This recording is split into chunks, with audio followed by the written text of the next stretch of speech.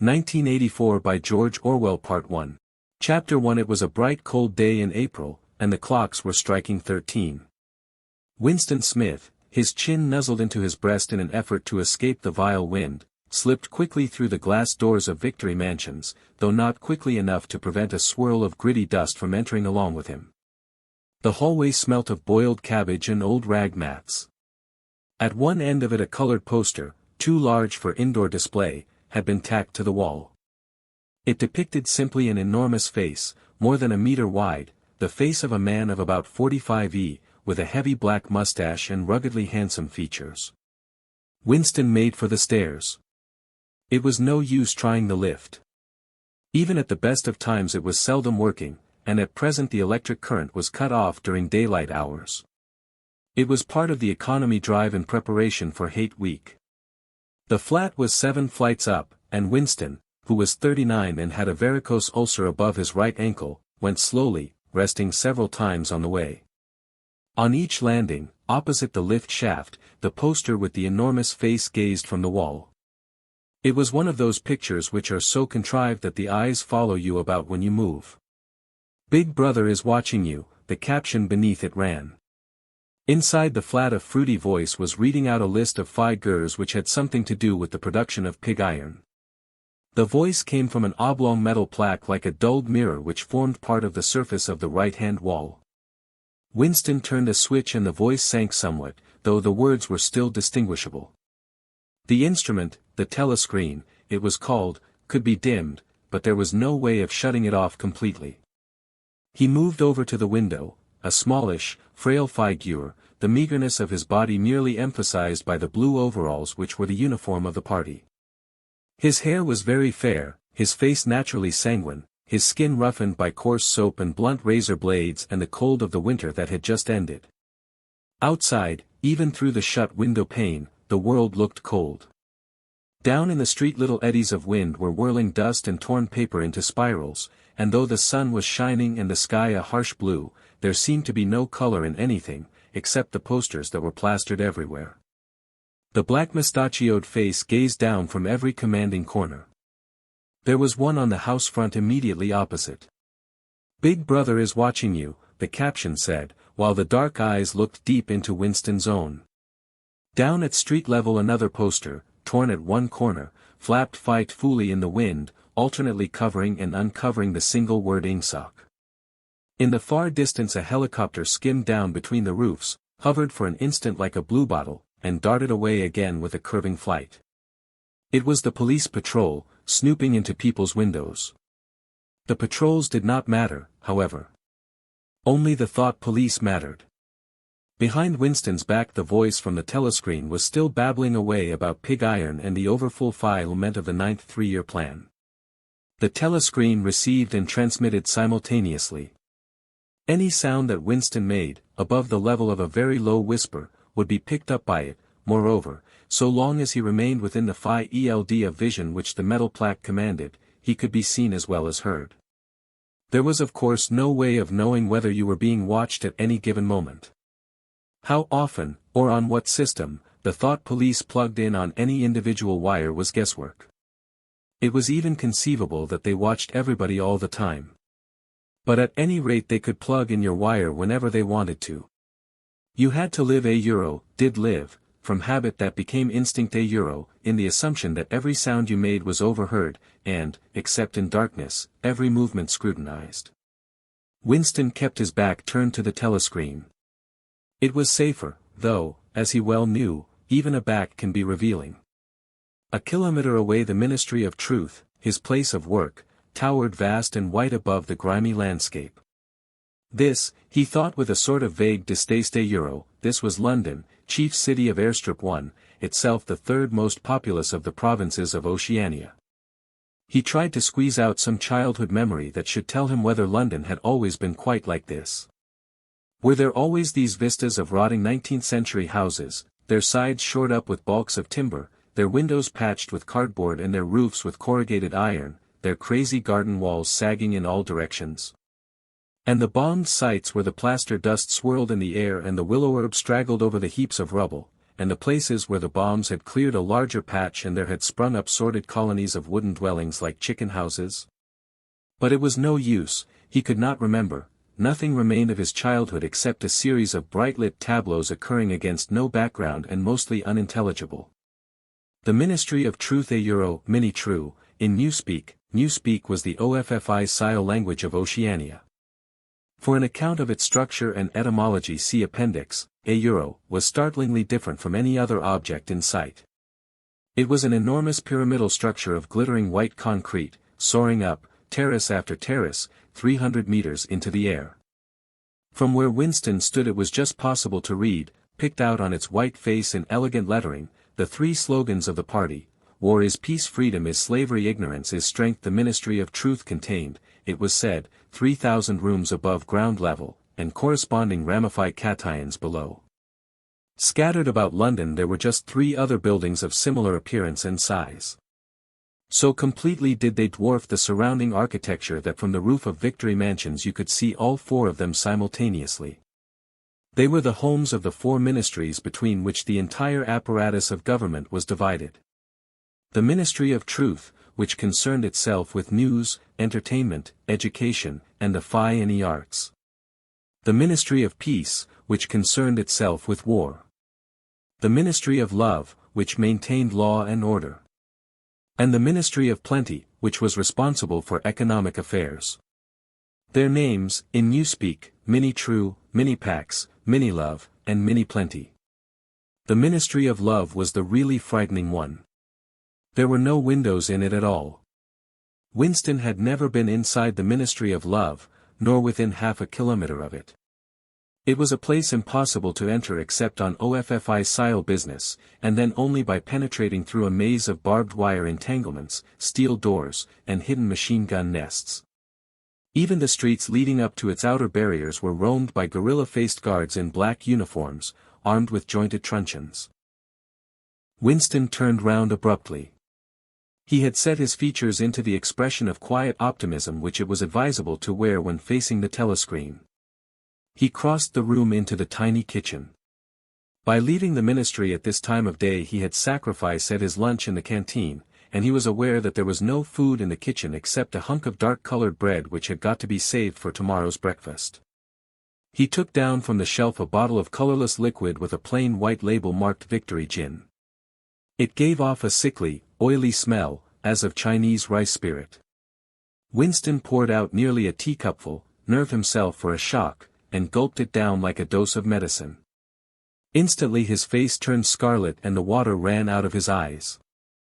The stuff was like nitric acid, and moreover, in swallowing it one had the sensation of being hit on the back of the head with a rubber club. The next moment, however, the burning in his belly died down and the world began to look more cheerful. He took a cigarette from a crumpled packet marked Victory Cigarettes and incautiously held it upright, whereupon the tobacco fell out onto the floor. With the next he was more successful. He went back to the living room and sat down at a small table that stood to the left of the telescreen.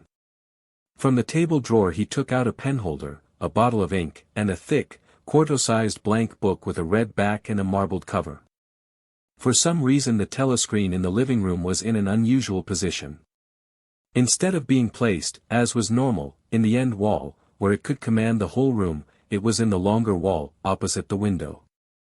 To one side of it there was a shallow alcove in which Winston was now sitting, and which, when the flats were built, had probably been intended to hold bookshelves. By sitting in the alcove, and keeping well back, Winston was able to remain outside the range of the telescreen, so far as sight went. He could be heard, of course, but so long as he stayed in his present position he could not be seen. It was partly the unusual geography of the room that had suggested to him the thing that he was now about to do. But it had also been suggested by the book that he had just taken out of the drawer. It was a peculiarly beautiful book. Its smooth creamy paper, a little yellowed by age, was of a kind that had not been manufactured for at least 40 years past. He could guess, however, that the book was much older than that. He had seen it lying in the window of a frowsy little junk shop in a slummy quarter of the town, just what quarter he did not now remember, and had been stricken immediately by an overwhelming desire to possess it. Party members were supposed not to go into ordinary shops, dealing on the free market, it was called, but the rule was not strictly kept, because there were various things, such as shoelaces and razor blades, which it was impossible to get hold of in any other way. He had given a quick glance up and down the street and then had slipped inside and bought the book for $2.50. At the time he was not conscious of wanting it for any particular purpose. He had carried it guiltily home in his briefcase. Even with nothing written in it, it was a compromising possession. The thing that he was about to do was to open a diary.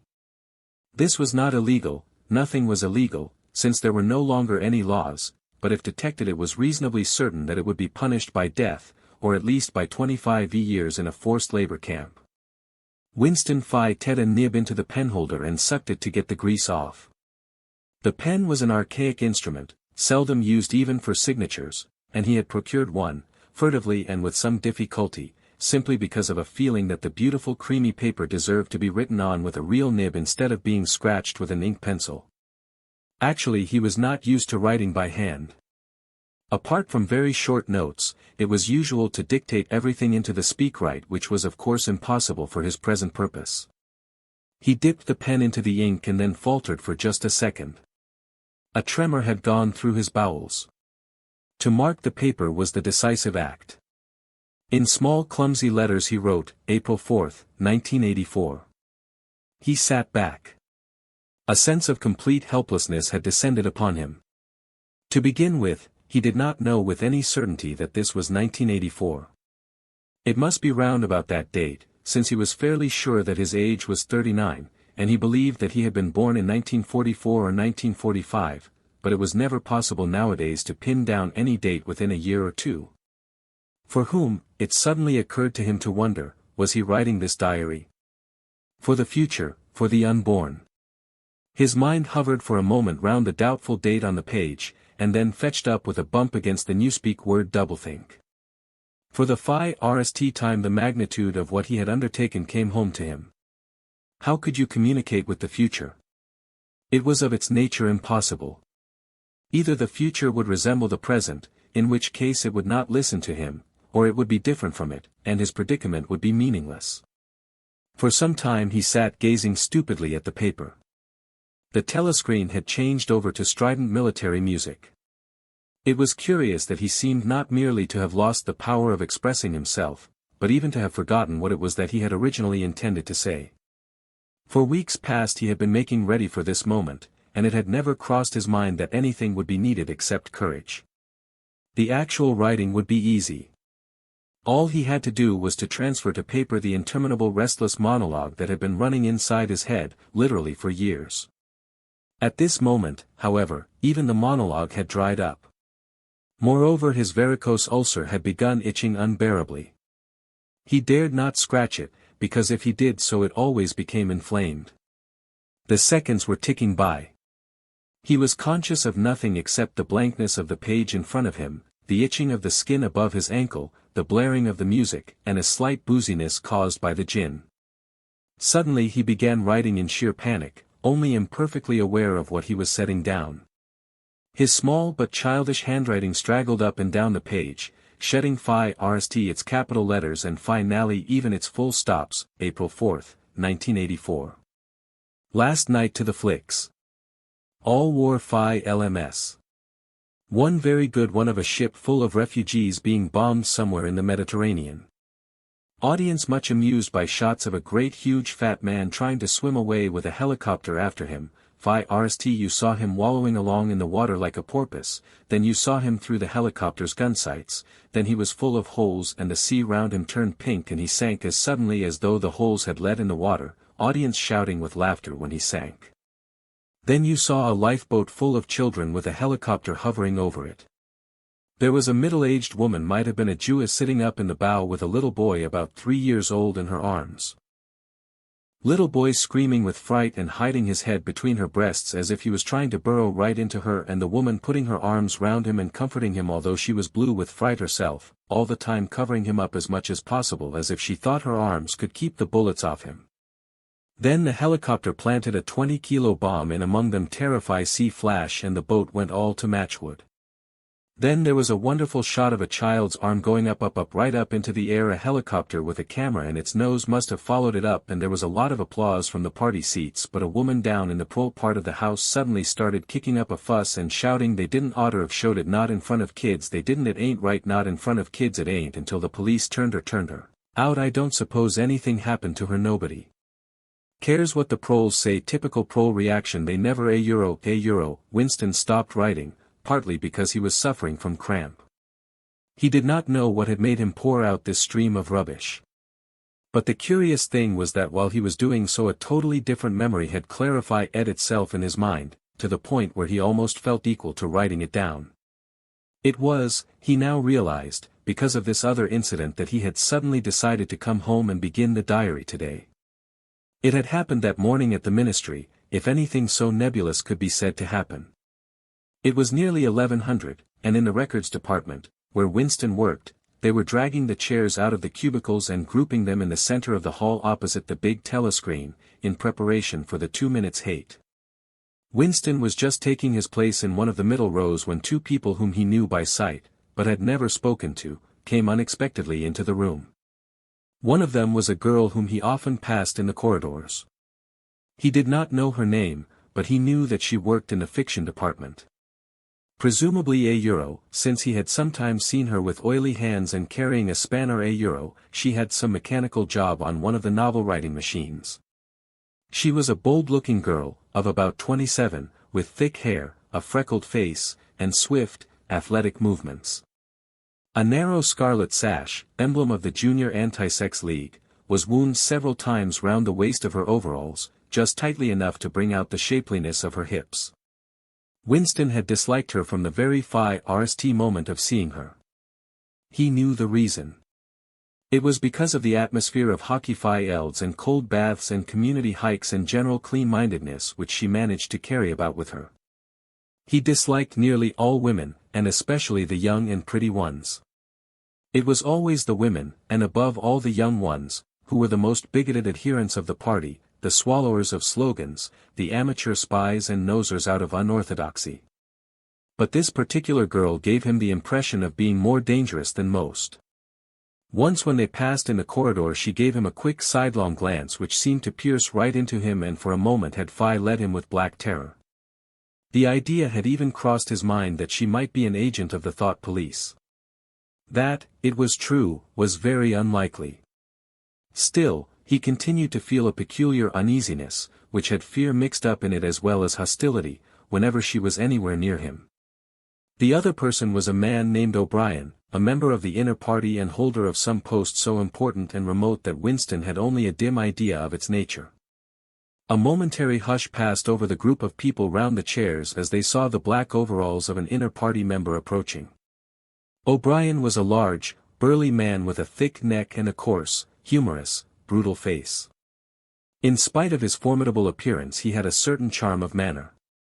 He had a trick of resettling his spectacles on his nose which was curiously disarming in some indefinable way, curiously civilized. It was a gesture which, if anyone had still thought in such terms, might have recalled an 18th-century nobleman offering his snuff-box. Winston had seen O'Brien perhaps a dozen times in almost as many years. He felt deeply drawn to him, and not solely because he was intrigued by the contrast between O'Brien's urbane manner and his prize-fighter's physique. Much more it was because of a secretly held belief or perhaps not even a belief, merely a hope that O'Brien's political orthodoxy was not perfect. Something in his face suggested it irresistibly. And again, perhaps it was not even unorthodoxy that was written in his face, but simply intelligence. But at any rate he had the appearance of being a person that you could talk to if somehow you could cheat the telescreen and get him alone. Winston had never made the smallest effort to verify this guess, indeed, there was no way of doing so. At this moment O'Brien glanced at his wristwatch, saw that it was nearly 1100, and evidently decided to stay in the records department until the 2 minutes hate was over. He took a chair in the same row as Winston, a couple of places away. A small, sandy-haired woman who worked in the next cubicle to Winston was between them. The girl with dark hair was sitting immediately behind. The next moment a hideous, grinding speech, as of some monstrous machine running without oil, burst from the big telescreen at the end of the room. It was a noise that set one's teeth on edge and bristled the hair at the back of one's neck. The hate had started. As usual, the face of Emanuel Goldstein, the enemy of the people, had flashed onto the screen. There were hisses here and there among the audience. The little sandy-haired woman gave a squeak of mingled fear and disgust. Goldstein was the renegade and backslider who once, long ago, how long ago, nobody quite remembered, had been one of the leading figures of the party, almost on a level with Big Brother himself, and then had engaged in counter-revolutionary activities, had been condemned to death, and had mysteriously escaped and disappeared. The programs of the 2 Minutes Hate varied from day to day, but there was none in which Goldstein was not the principal figure. He was the primal traitor, the earliest défileur of the party's purity. All subsequent crimes against the party, all treacheries, acts of sabotage, heresies, deviations, sprang directly out of his teaching. Somewhere or other he was still alive and hatching his conspiracies, perhaps somewhere beyond the sea, under the protection of his foreign paymasters, perhaps even so it was occasionally rumored in some hiding place in Oceania itself. Winston's diaphragm was constricted. He could never see the face of Goldstein without a painful mixture of emotions. It was a lean Jewish face, with a great fuzzy aureole of white hair and a small goatee beard, a clever face, and yet somehow inherently despicable, with a kind of senile silliness in the long thin nose, near the end of which a pair of spectacles was perched. It resembled the face of a sheep, and the voice, too, had a sheep-like quality.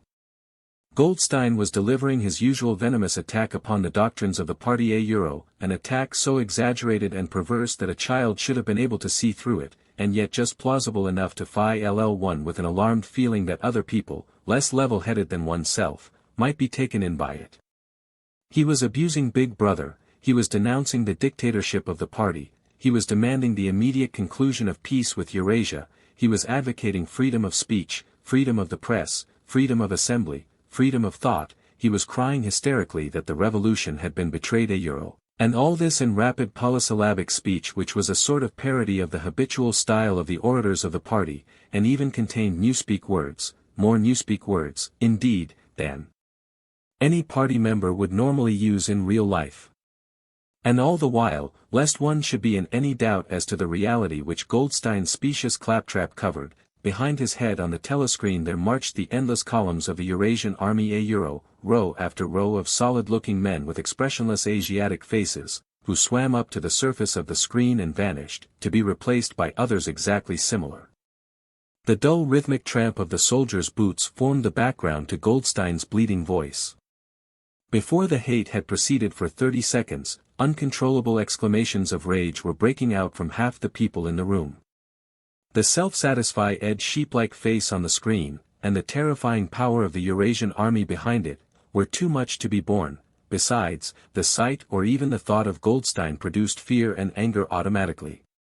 He was an object of hatred more constant than either Eurasia or East Asia, since when Oceania was at war with one of these powers it was generally at peace with the other. But what was strange was that although Goldstein was hated and despised by everybody, although every day and 1,000 times a day, on platforms, on the telescreen, in newspapers, in books, his theories were refuted, smashed, ridiculed, held up to the general gaze for the pitiful rubbish that they were, in spite of all this, his influence never seemed to grow less. Always there were fresh dupes waiting to be seduced by him. A day never passed when spies and saboteurs acting under his directions were not unmasked by the thought police. He was the commander of a vast shadowy army, an underground network of conspirators dedicated to the overthrow of the state. The Brotherhood, its name was supposed to be. There were also whispered stories of a terrible book, a compendium of all the heresies, of which Goldstein was the author and which circulated clandestinely here and there. It was a book without a title. People referred to it, if at all, simply as the book. But one knew of such things only through vague rumors. Neither the Brotherhood nor the book was a subject that any ordinary party member would mention if there was a way of avoiding it. In its second minute the hate rose to a frenzy. People were leaping up and down in their places and shouting at the tops of their voices in an effort to drown the maddening bleating voice that came from the screen. The little sandy-haired woman had turned bright pink, and her mouth was opening and shutting like that of a landed fish. Even O'Brien's heavy face was flushed. He was sitting very straight in his chair, his powerful chest swelling and quivering as though he were standing up to the assault of a wave. The dark-haired girl behind Winston had begun crying out, "Swine! Swine! Swine!" and suddenly she picked up a heavy Newspeak dictionary and flung it at the screen. It struck Goldstein's nose and bounced off. The voice continued inexorably. In a lucid moment Winston found that he was shouting with the others and kicking his heel violently against the rung of his chair.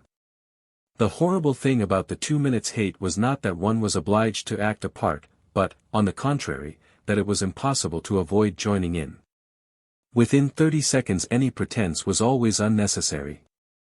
A hideous ecstasy of fear and vindictiveness, a desire to kill, to torture, to smash faces in with a sledgehammer, seemed to flow through the whole group of people like an electric current, turning one even against one's will into a grimacing, screaming lunatic. And yet the rage that one felt was an abstract, undirected emotion which could be switched from one object to another like the flame of a blow-lamp. Thus, at one moment Winston's hatred was not turned against Goldstein at all, but, on the contrary, against Big Brother, the party, and the thought police, and at such moments his heart went out to the lonely, derided heretic on the screen, sole guardian of truth and sanity in a world of lies. And yet the very next instant he was at one with the people about him, and all that was said of Goldstein seemed to him to be true.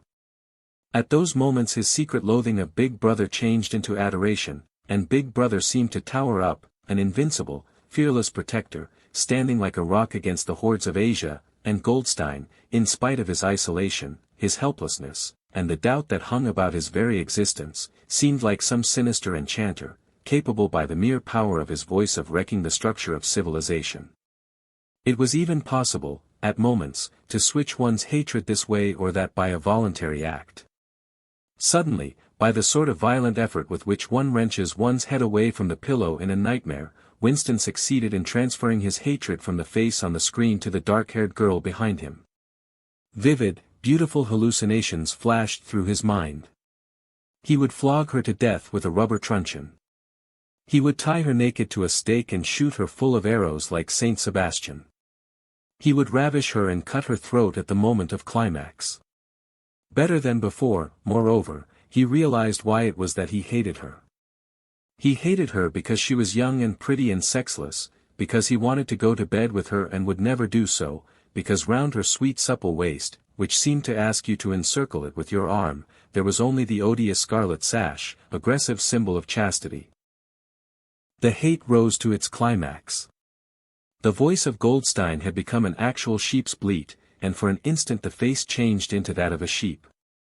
Then the sheep face melted into the figure of a Eurasian soldier who seemed to be advancing, huge and terrible, his submachine gun roaring, and seeming to spring out of the surface of the screen, so that some of the people in the front row actually flinched backwards in their seats.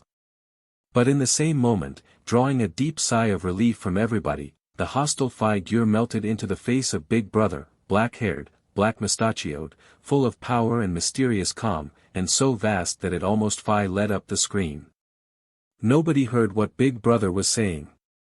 It was merely a few words of encouragement, the sort of words that are uttered in the din of battle, not distinguishable individually but restoring confidence by the fact of being spoken. Then the face of Big Brother faded away again, and instead the three slogans of the party stood out in bold capitals: war is peace, freedom is slavery, ignorance is strength. But the face of Big Brother seemed to persist for several seconds on the screen, as though the impact that it had made on everyone's eyeballs was too vivid to wear off immediately.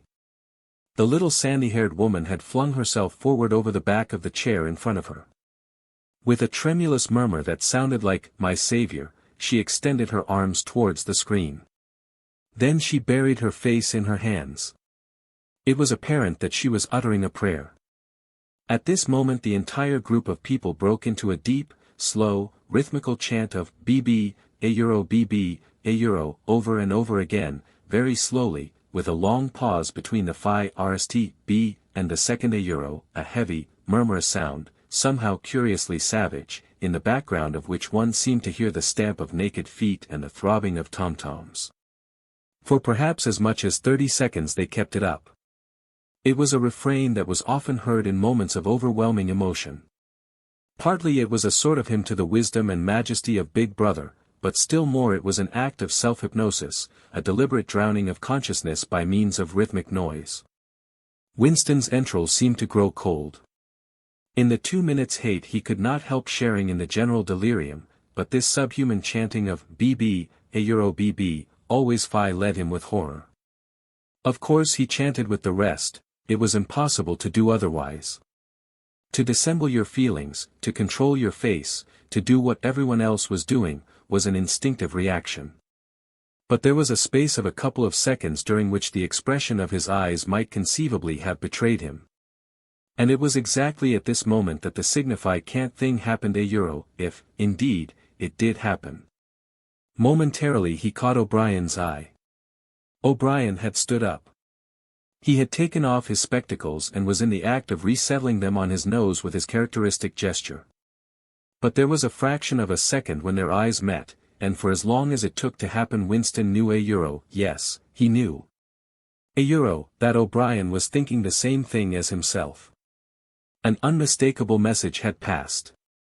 It was as though their two minds had opened and the thoughts were flowing from one into the other through their eyes. I am with you, O'Brien seemed to be saying to him. I know precisely what you are feeling. I know all about your contempt, your hatred, your disgust. But don't worry, I am on your side.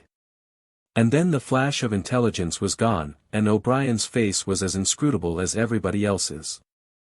That was all, and he was already uncertain whether it had happened. Such incidents never had any sequel.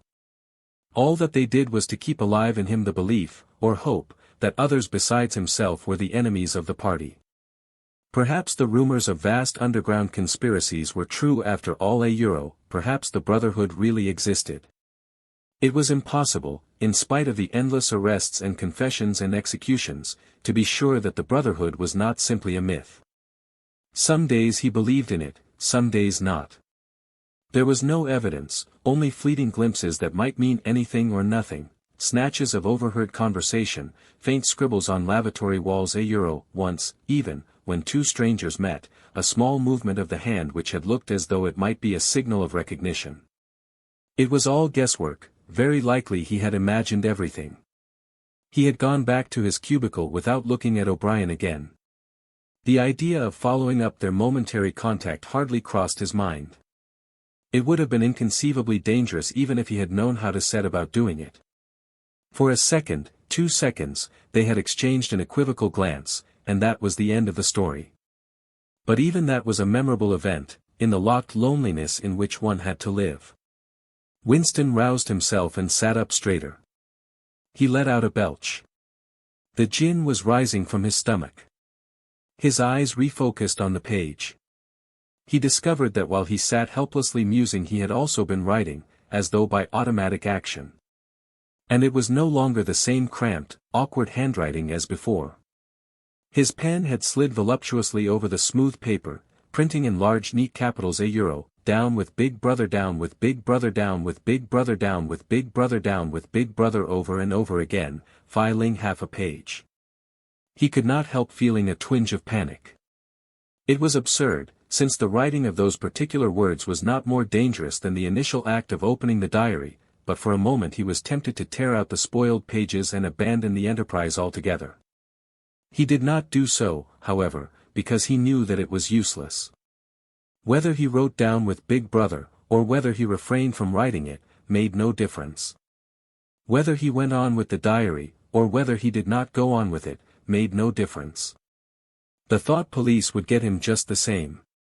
He had committed would still have committed, even if he had never set pen to paper the essential crime that contained all others in itself. Thought crime, they called it. Thought crime was not a thing that could be concealed forever. You might dodge successfully for a while, even for years, but sooner or later they were bound to get you. It was always at night the arrests invariably happened at night. The sudden jerk out of sleep, the rough hand shaking your shoulder, the lights glaring in your eyes, the ring of hard faces round the bed. In the vast majority of cases there was no trial, no report of the arrest. People simply disappeared, always during the night. Your name was removed from the registers, every record of everything you had ever done was wiped out, your one-time existence was denied and then forgotten. You were abolished, annihilated, vaporized was the usual word.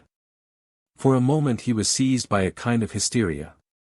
He began writing in a hurried untidy scrawl, "They'll shoot me, I don't care, they'll shoot me in the back of the neck, I don't care, down with Big Brother, they always shoot you in the back of the neck, I don't care, down with Big Brother, a euro. He sat back in his chair, slightly ashamed of himself, and laid down the pen. The next moment he started violently. There was a knocking at the door. Already. He sat as still as a mouse, in the futile hope that whoever it was might go away after a single attempt. But no, the knocking was repeated. The worst thing of all would be to delay. His heart was thumping like a drum, but his face, from long habit, was probably expressionless. He got up and moved heavily towards the door.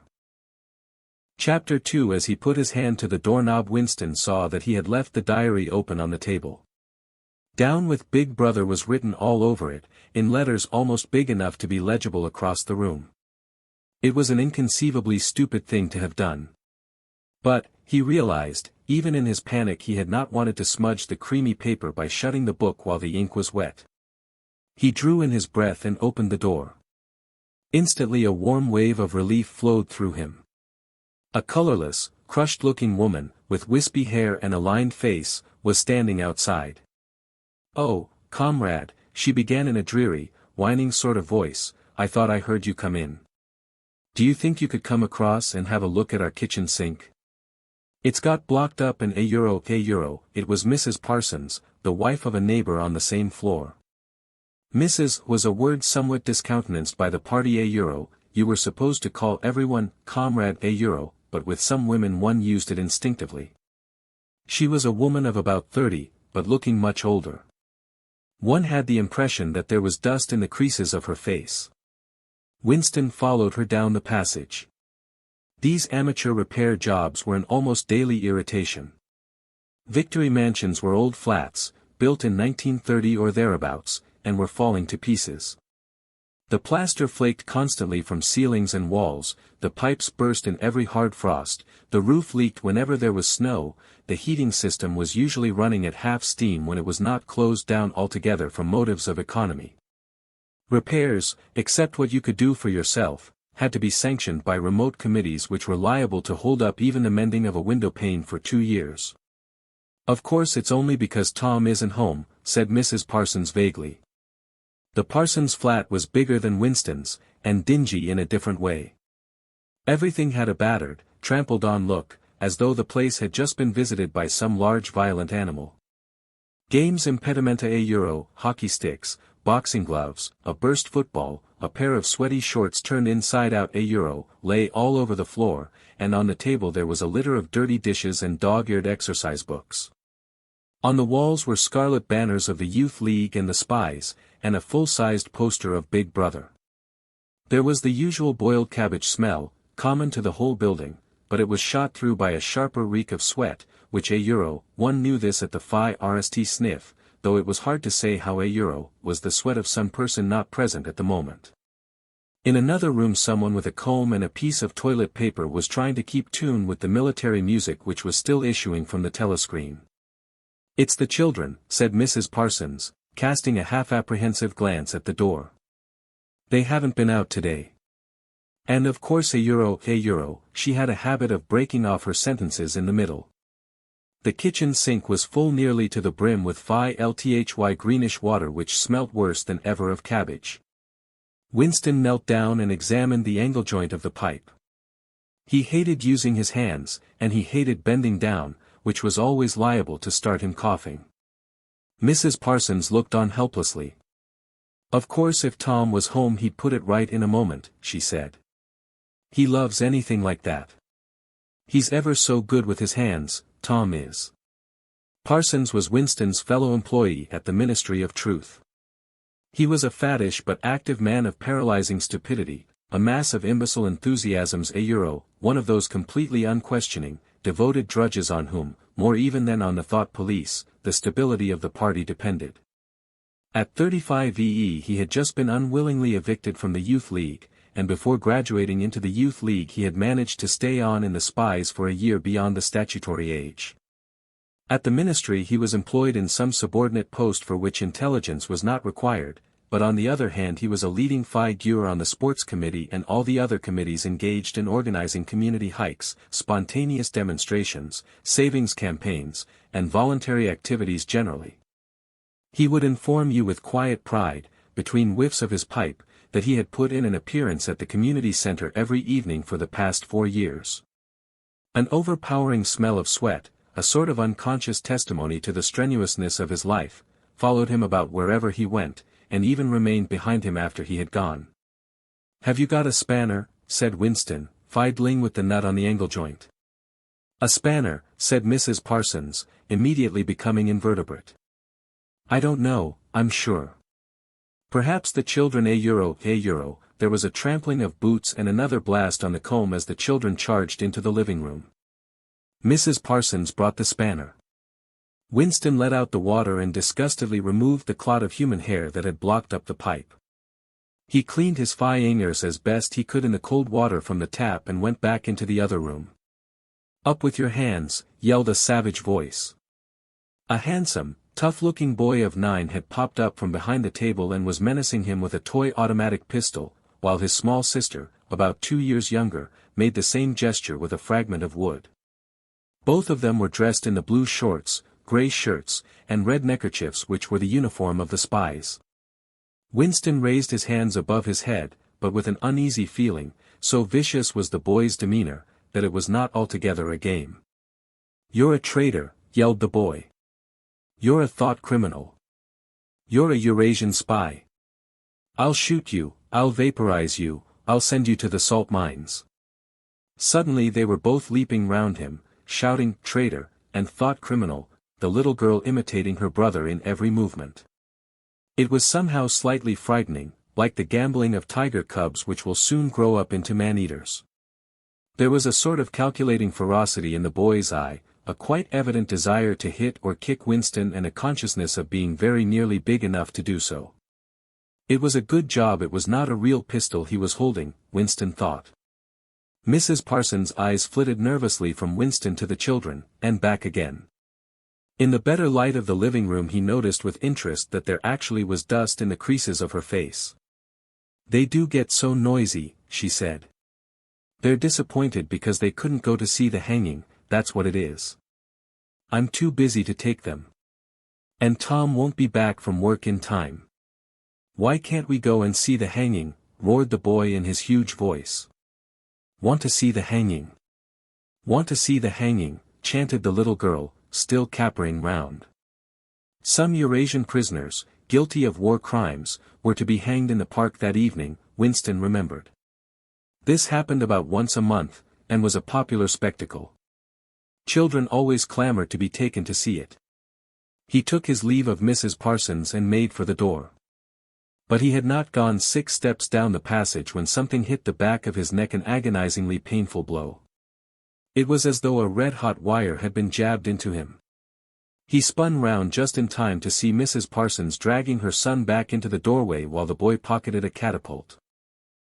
"Goldstein," bellowed the boy as the door closed on him. But what most struck Winston was the look of helpless fright on the woman's grayish face. Back in the flat he stepped quickly past the telescreen and sat down at the table again, still rubbing his neck. The music from the telescreen had stopped. Instead, a clipped military voice was reading out, with a sort of brutal relish, a description of the armaments of the new floating fortress which had just been anchored between Iceland and the Faroe Islands. With those children, he thought, that wretched woman must lead a life of terror. Another year, 2 years, and they would be watching her night and day for symptoms of unorthodoxy. Nearly all children nowadays were horrible. What was worst of all was that by means of such organizations as the spies they were systematically turned into ungovernable little savages, and yet this produced in them no tendency whatever to rebel against the discipline of the party. On the contrary, they adored the party and everything connected with it. The songs, the processions, the banners, the hiking, the drilling with dummy rifles, the yelling of slogans, the worship of Big Brother it was all a sort of glorious game to them. All their ferocity was turned outwards, against the enemies of the state, against foreigners, traitors, saboteurs, thought criminals. It was almost normal for people over 30 to be frightened of their own children. And with good reason, for hardly a week passed in which the Times did not carry a paragraph describing how some eavesdropping little sneak child hero, was the phrase generally used had overheard some compromising remark and denounced its parents to the thought police. The sting of the catapult bullet had worn off. He picked up his pen half-heartedly, wondering whether he could find something more to write in the diary. Suddenly he began thinking of O'Brien again.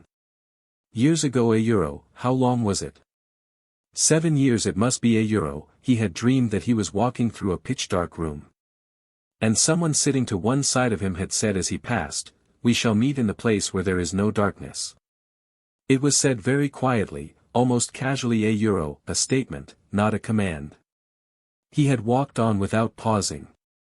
What was curious was that at the time, in the dream, the words had not made much impression on him.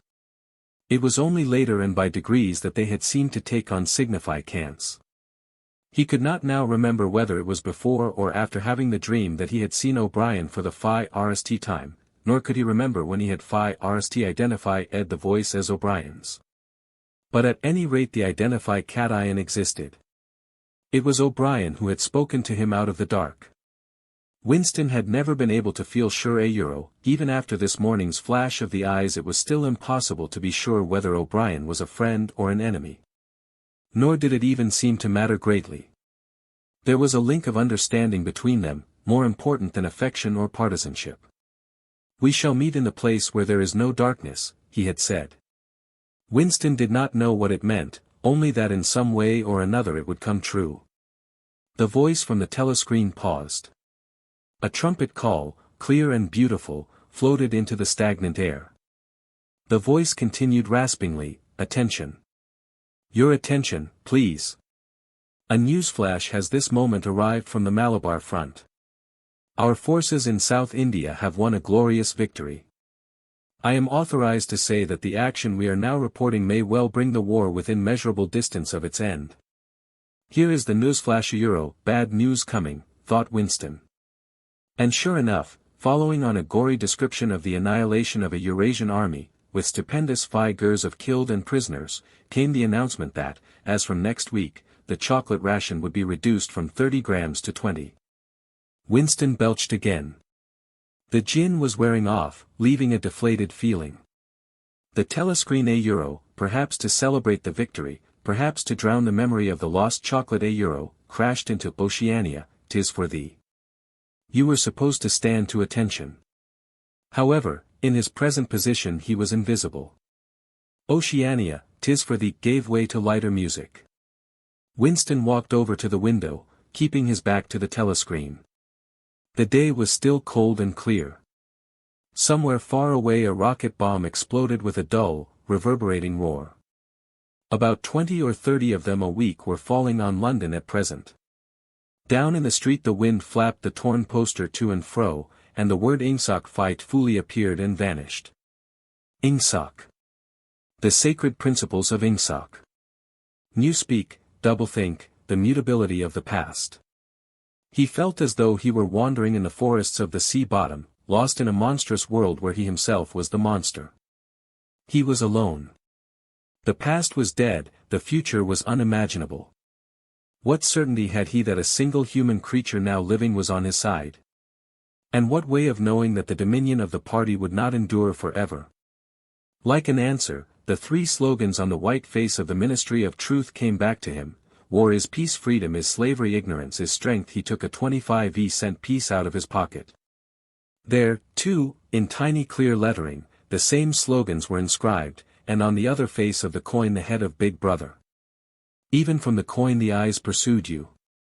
On coins, on stamps, on the covers of books, on banners, on posters, and on the wrappings of a cigarette packet €, everywhere.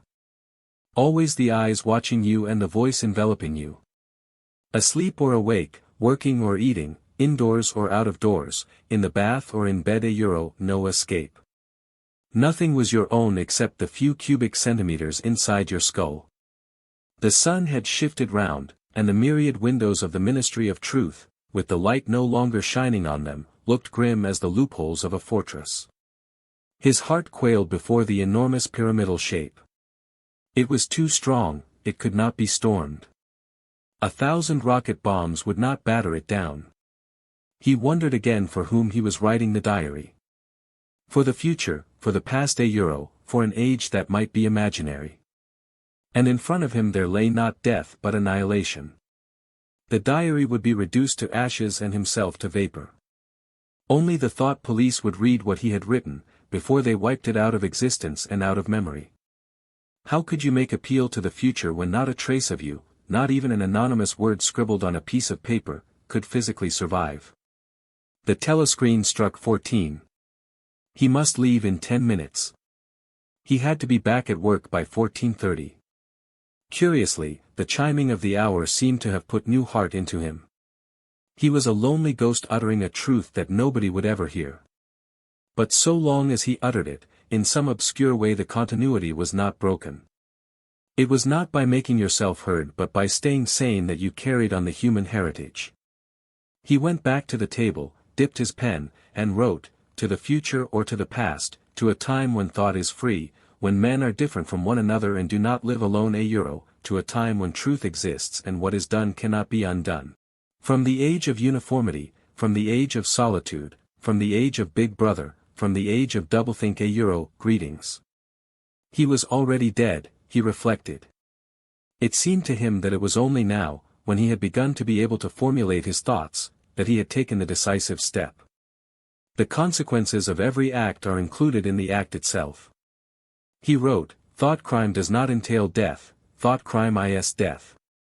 Now he had recognized himself as a dead man. It became important to stay alive as long as possible. 2 fingers of his right hand were ink-stained. It was exactly the kind of detail that might betray you. Some nosing zealot in the ministry, a woman, probably, someone like the little sandy-haired woman or the dark-haired girl from the fiction department, might start wondering why he had been writing during the lunch interval, why he had used an old-fashioned pen, what he had been writing and then drop a hint in the appropriate quarter.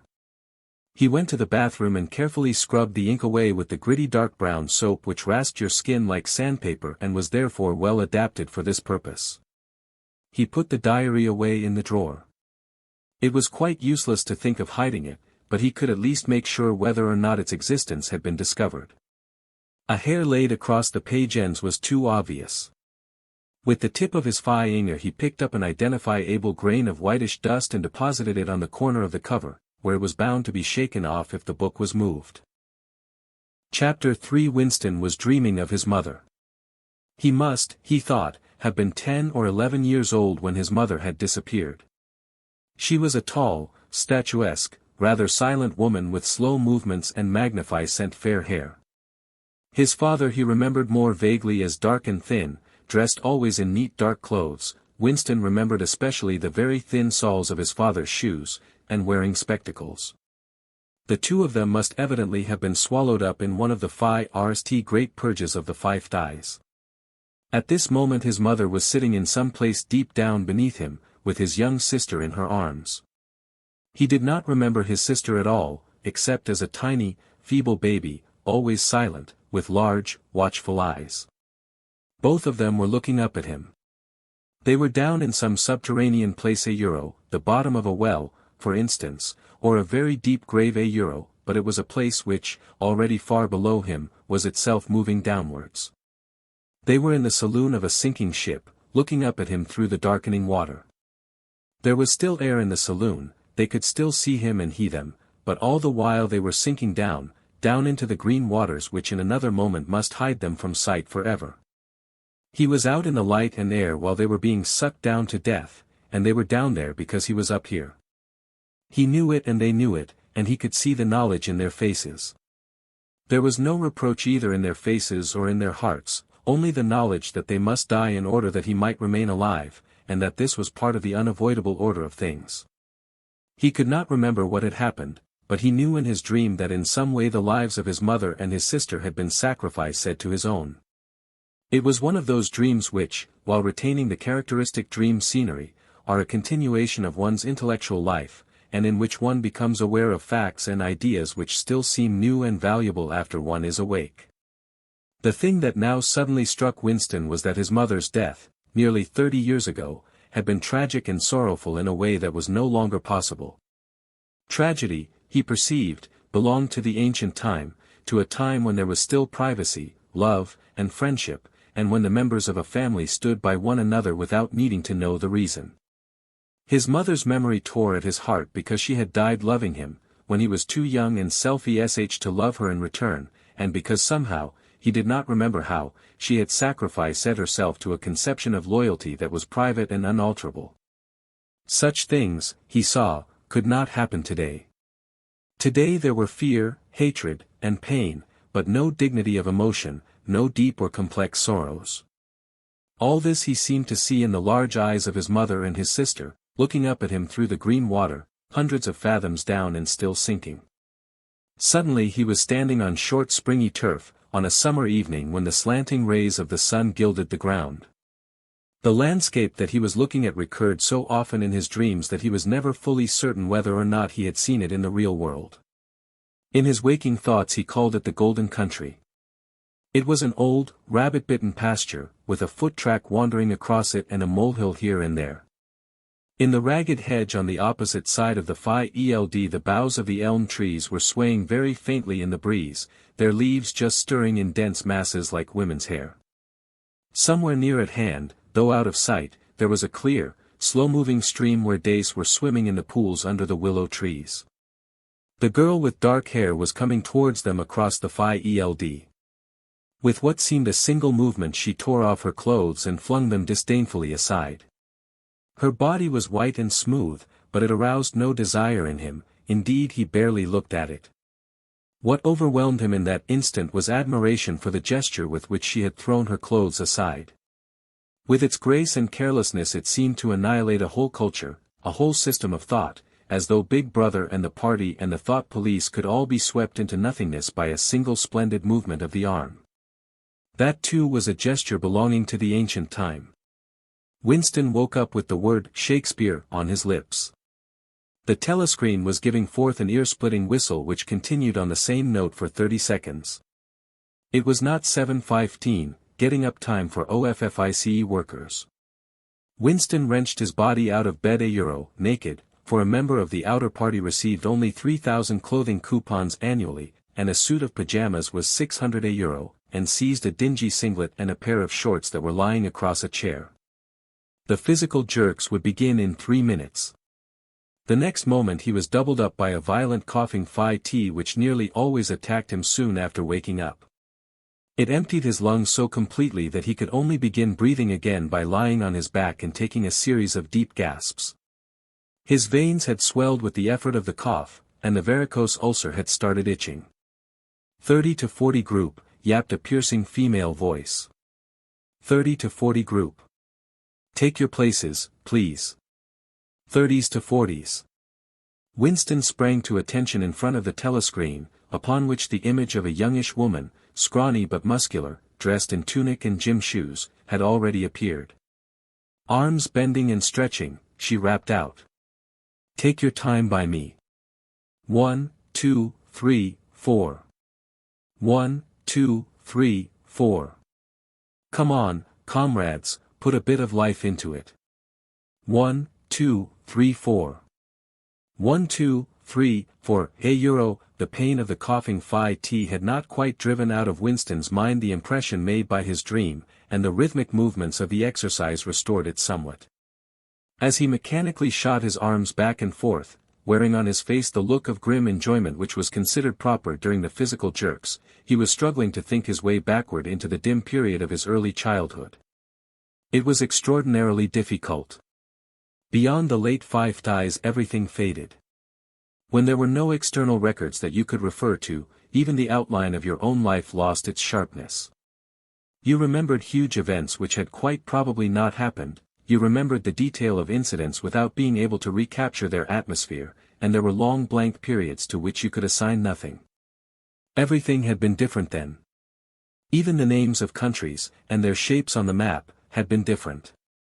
Airstrip 1, for instance, had not been so called in those days, it had been called England or Britain, though London, he felt fairly certain, had always been called London.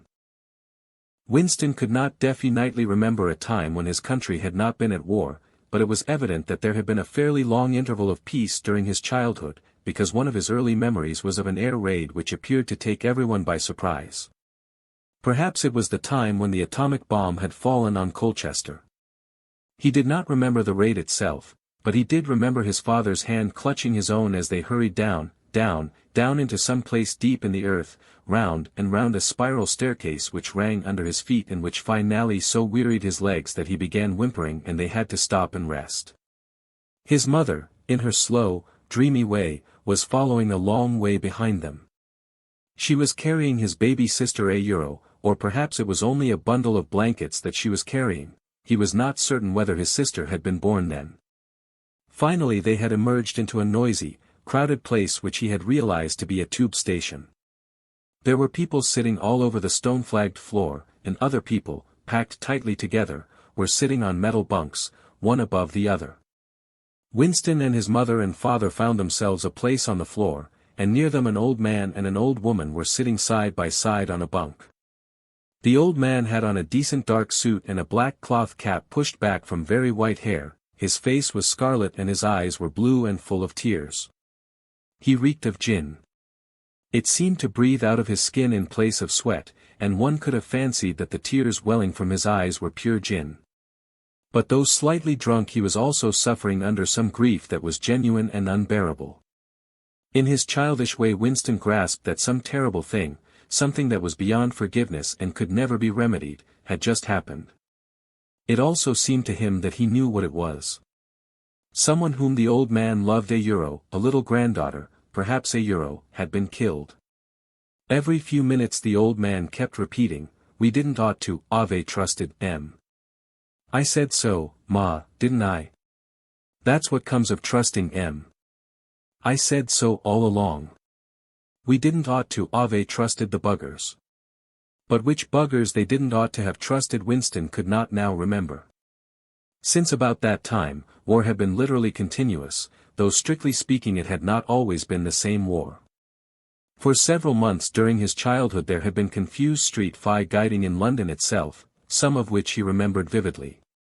But to trace out the history of the whole period, to say who was guiding whom at any given moment, would have been utterly impossible, since no written record, and no spoken word, ever made mention of any other alignment than the existing one. At this moment, for example, in 1984, if it was 1984, Oceania was at war with Eurasia and in alliance with East Asia. In no public or private utterance was it ever admitted that the three powers had at any time been grouped along different lines. Actually, as Winston well knew, it was only 4 years since Oceania had been at war with East Asia and in alliance with Eurasia. But that was merely a piece of furtive knowledge which he happened to possess because his memory was not satisfactorily under control. Officially the change of partners had never happened. Oceania was at war with Eurasia, therefore Oceania had always been at war with Eurasia. The enemy of the moment always represented absolute evil, and it followed that any past or future agreement with him was impossible.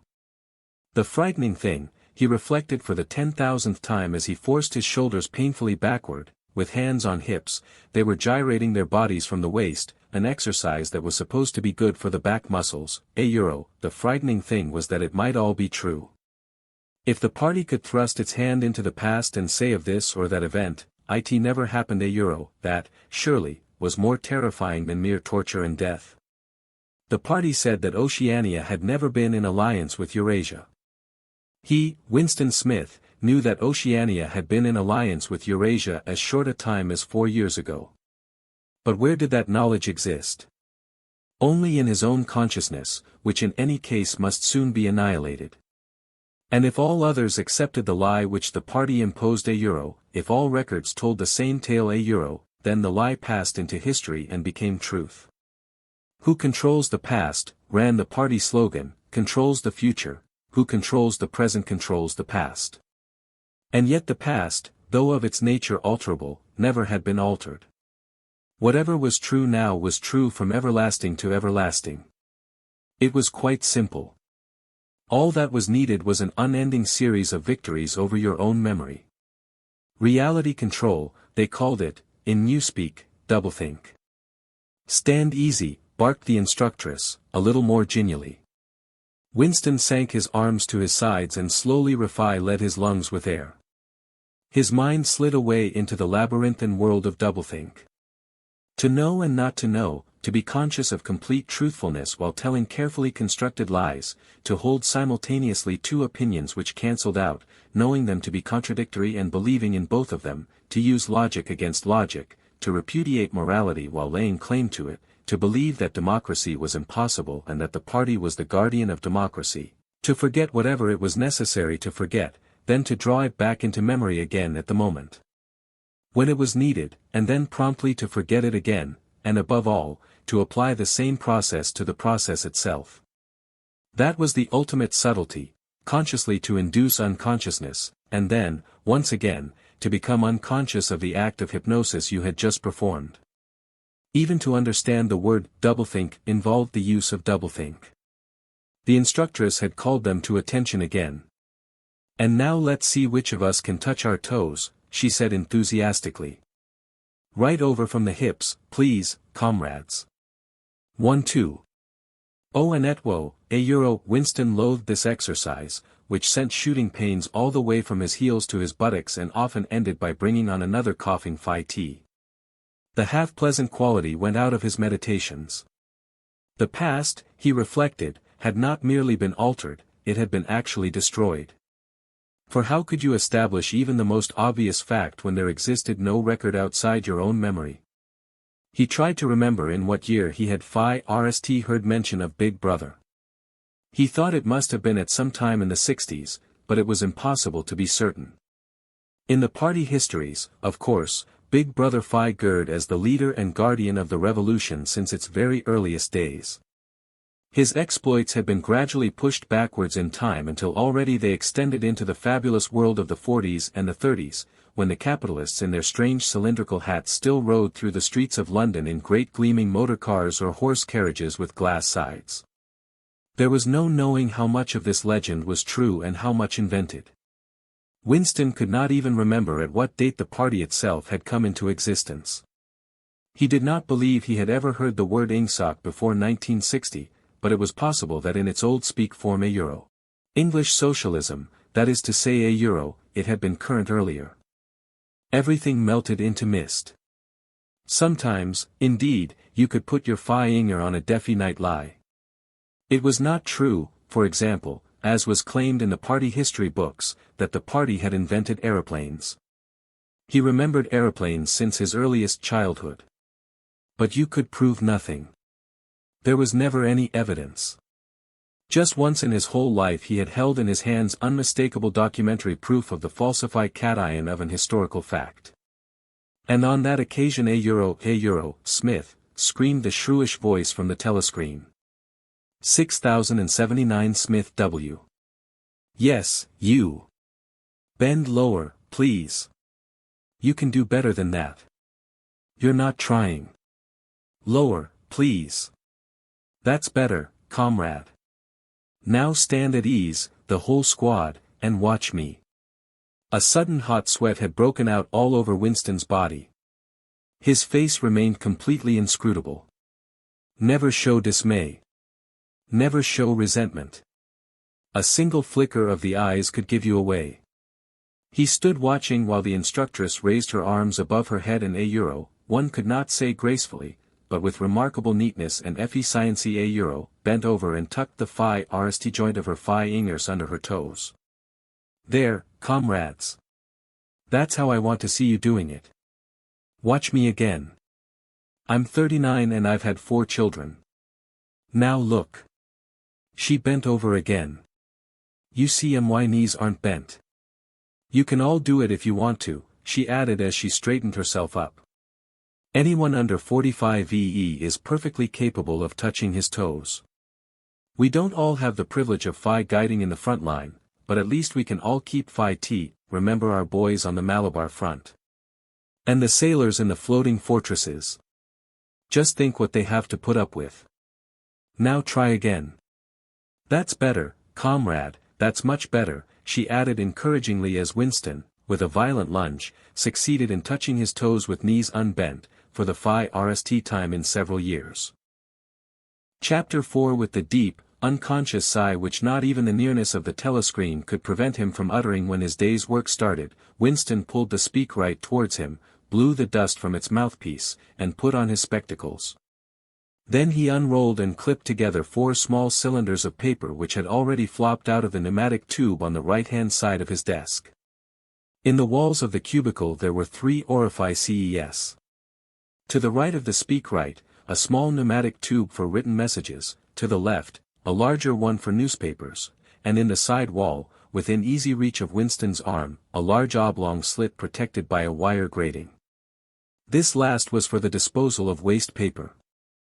Similar slits existed in thousands or tens of thousands throughout the building, not only in every room but at short intervals in every corridor. For some reason they were nicknamed memory holes. When one knew that any document was due for destruction, or even when one saw a scrap of waste paper lying about, it was an automatic action to lift the flap of the nearest memory hole and drop it in, whereupon it would be whirled away on a current of warm air to the enormous furnaces which were hidden somewhere in the recesses of the building. Winston examined the 4 slips of paper which he had unrolled. Each contained a message of only 1 or 2 lines, in the abbreviated jargon €, not actually Newspeak, but consisting largely of Newspeak words €, which was used in the ministry for internal purposes. They ran, Times March 17, 84 BB Speech Malreported Africa Rectify Times December 19, 83 Forecasts 3 YP 4th Quarter 83 Misprints Verify Current Issue Times February 14, 84 Mini Plenty Malquoted Chocolate Rectify Times March 12. 83 Reporting BB Day Order Double Plus Ungud Refs Unpersons Rewrite Fullwise Upsub Antify Ling. With a faint feeling of satisfaction Winston laid the 4th message aside. It was an intricate and responsible job and had better be dealt with last. The other 3 were routine matters, though the second one would probably mean some tedious wading through lists of figures. Winston dialed back numbers on the telescreen and called for the appropriate issues of The Times, which slid out of the pneumatic tube after only a few minutes' delay. The messages he had received referred to articles or news items which for one reason or another it was thought necessary to alter, or, as the OFFI style phrase had it, to rectify. For example, it appeared from the Times of the 17th of March that Big Brother, in his speech of the previous day, had predicted that the South Indian front would remain quiet but that a Eurasian offensive would shortly be launched in North Africa. As it happened, the Eurasian Higher Command had launched its offensive in South India and left North Africa alone. It was therefore necessary to rewrite a paragraph of Big Brother's speech, in such a way as to make him predict the thing that had actually happened. Or again, the Times of the 19th of December had published the OFFI-style forecasts of the output of various classes of consumption goods in the 4th quarter of 1983, which was also the 6th quarter of the 9th three-year plan. Today's issue contained a statement of the actual output, from which it appeared that the forecasts were in every instance grossly wrong. Winston's job was to rectify the original figures by making them agree with the later ones. As for the 3rd message, it referred to a very simple error which could be set right in a couple of minutes. As short a time ago as February, the Ministry of Plenty had issued a promise, a categorical pledge, were the OFFI-style words, that there would be no reduction of the chocolate ration during 1984. Actually, as Winston was aware, the chocolate ration was to be reduced from 30 grams to 20 at the end of the present week. All that was needed was to substitute for the original promise a warning that it would probably be necessary to reduce the ration at some time in April.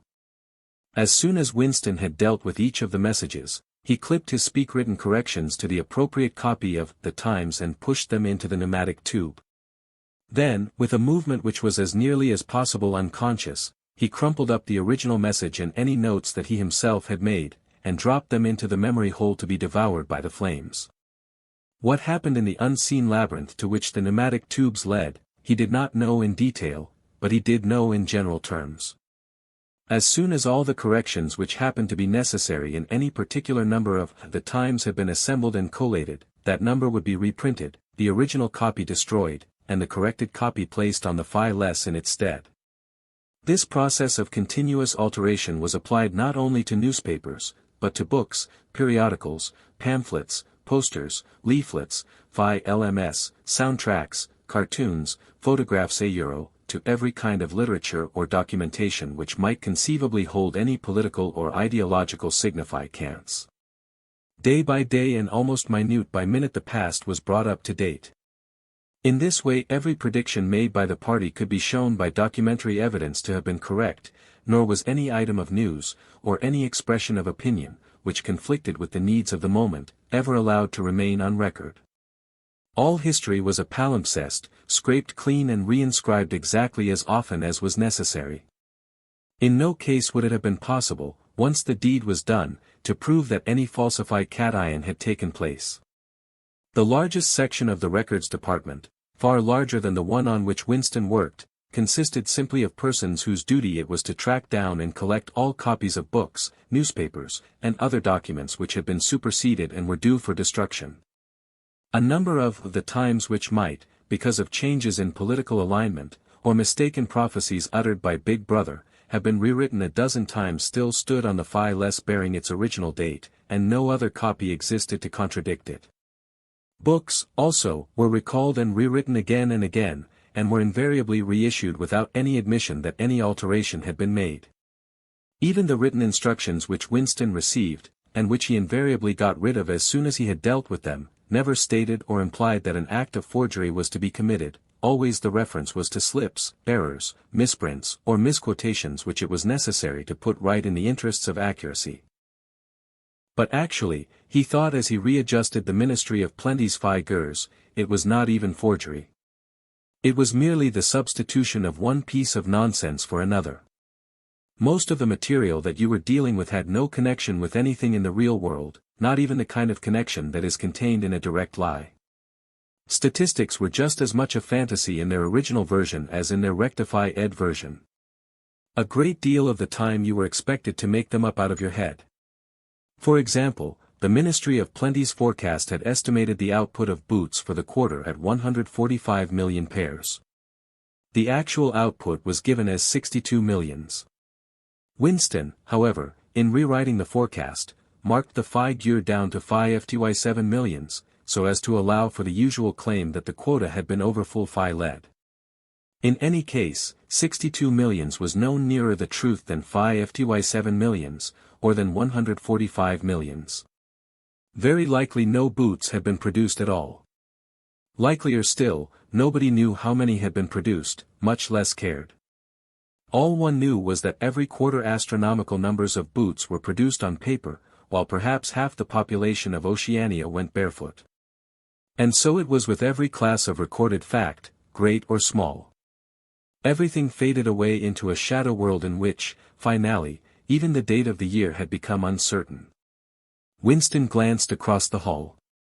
In the corresponding cubicle on the other side a small, precise-looking, dark-chinned man named Tillotson was working steadily away, with a folded newspaper on his knee and his mouth very close to the mouthpiece of the speakwrite. He had the air of trying to keep what he was saying a secret between himself and the telescreen. He looked up, and his spectacles darted a hostile flash in Winston's direction. Winston hardly knew Tillotson, and had no idea what work he was employed on. People in the records department did not readily talk about their jobs. In the long, windowless hall, with its double row of cubicles and its endless rustle of papers and hum of voices murmuring into speakwrites, there were quite a dozen people whom Winston did not even know by name, though he daily saw them hurrying to and fro in the corridors or gesticulating in the 2 minutes hate. He knew that in the cubicle next to him the little woman with sandy hair toiled day in day out, simply at tracking down and deleting from the press the names of people who had been vaporized and were therefore considered never to have existed. There was a certain fitness in this, since her own husband had been vaporized a couple of years earlier. And a few cubicles away a mild, ineffectual, dreamy creature named Ampleforth, with very hairy ears and a surprising talent for juggling with rhymes and meters, was engaged in producing garbled versions defi native texts, they were called of poems which had become ideologically offensive, but which for one reason or another were to be retained in the anthologies. And this hall, with its 5 FTY workers or thereabouts, was only one subsection, a single cell, as it were, in the huge complexity of the records department. Beyond, above, below, were other swarms of workers engaged in an unimaginable multitude of jobs. There were the huge printing shops with their sub-editors, their typography experts, and their elaborately equipped studios for the faking of photographs. There was the teleprogram section with its engineers, its producers, and its teams of actors specially chosen for their skill in imitating voices. There were the armies of reference clerks whose job was simply to draw up lists of books and periodicals which were due for recall. There were the vast repositories where the corrected documents were stored, and the hidden furnaces where the original copies were destroyed. And somewhere or other, quite anonymous, there were the directing brains who coordinated the whole effort and laid down the lines of policy which made it necessary that this fragment of the past should be preserved, that one falsified, and the other rubbed out of existence.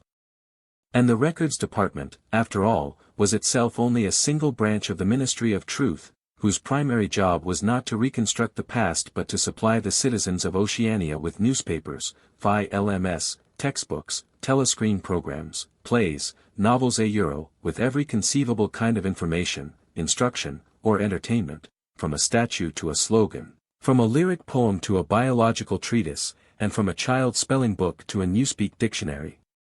And the ministry had not only to supply the multifarious needs of the party, but also to repeat the whole operation at a lower level for the benefit of the proletariat. There was a whole chain of separate departments dealing with proletarian literature, music, drama, and entertainment generally. Here were produced rubbishy newspapers containing almost nothing except sport, crime and astrology, sensational 5-cent novelettes, LMS oozing with sex, and sentimental songs which were composed entirely by mechanical means on a special kind of kaleidoscope known as a versificator. There was even a whole subsection pornosec, it was called in Newspeak engaged in producing the lowest kind of pornography, which was sent out in sealed packets and which no party member, other than those who worked on it, was permitted to look at. 3 messages had slid out of the pneumatic tube while Winston was working, but they were simple matters, and he had disposed of them before the 2 minutes hate interrupted him.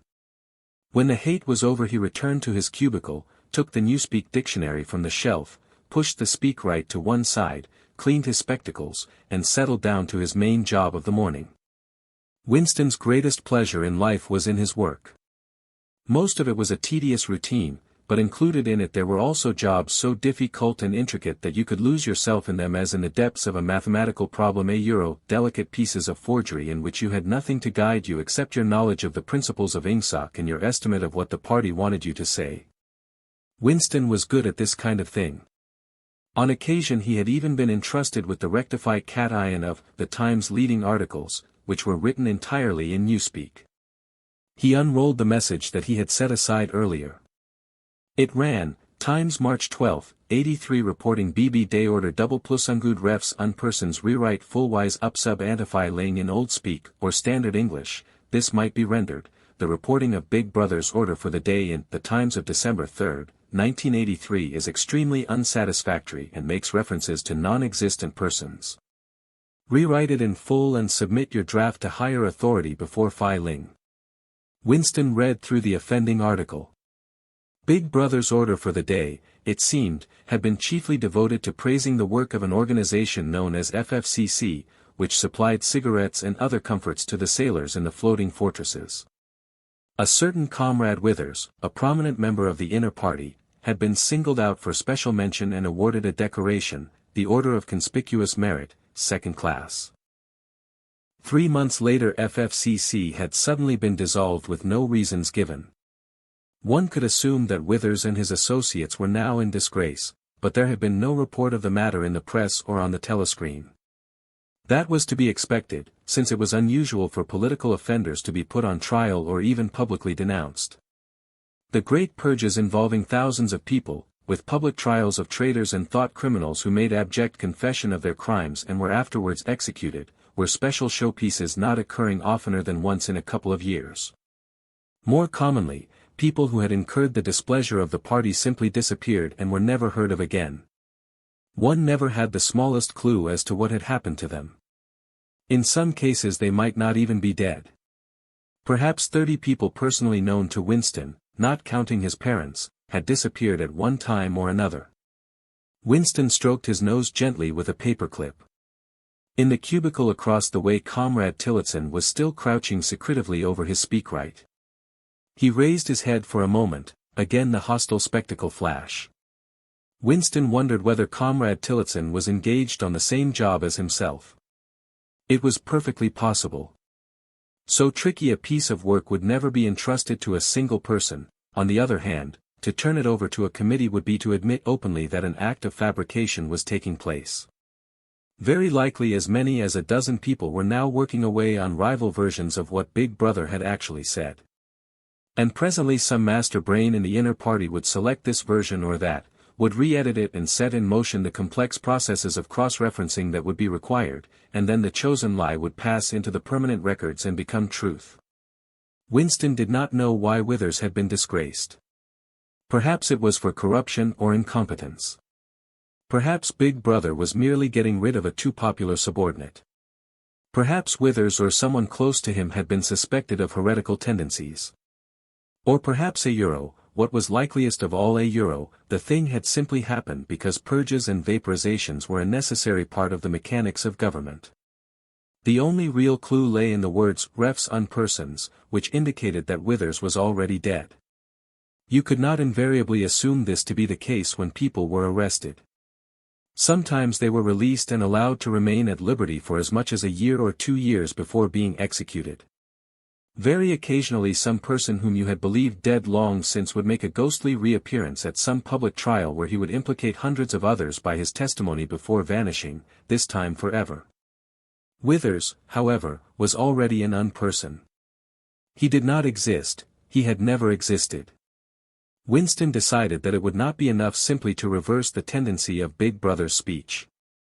It was better to make it deal with something totally unconnected with its original subject. He might turn the speech into the usual denunciation of traitors and thought criminals, but that was a little too obvious, while to invent a victory at the front, or some triumph of overproduction in the 9th three-year plan, might complicate the records too much. What was needed was a piece of pure fantasy. Suddenly there sprang into his mind, ready-made as it were, the image of a certain Comrade Ogilvy, who had recently died in battle, in heroic circumstances. There were occasions when Big Brother devoted his order for the day to commemorating some humble, rank-and-file party member whose life and death he held up as an example worthy to be followed. Today he should commemorate Comrade Ogilvy.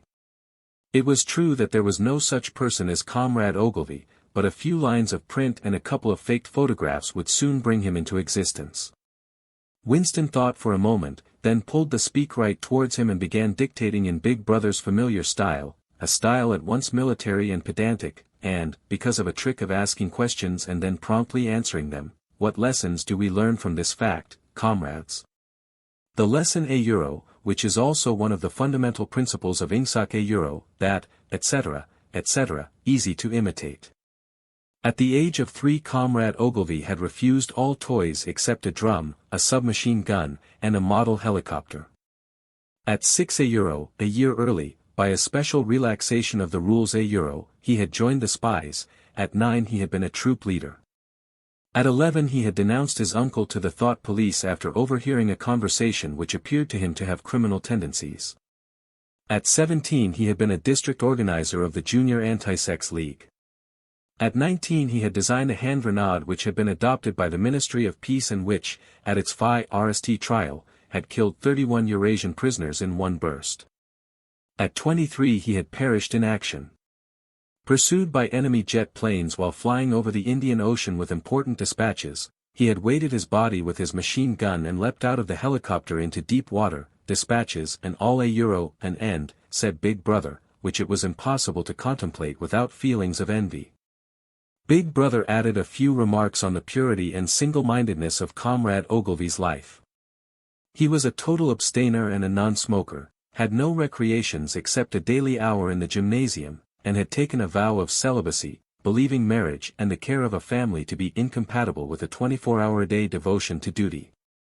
He had no subjects of conversation except the principles of Ingsoc, and no aim in life except the defeat of the Eurasian enemy and the hunting down of spies, saboteurs, thought criminals, and traitors generally.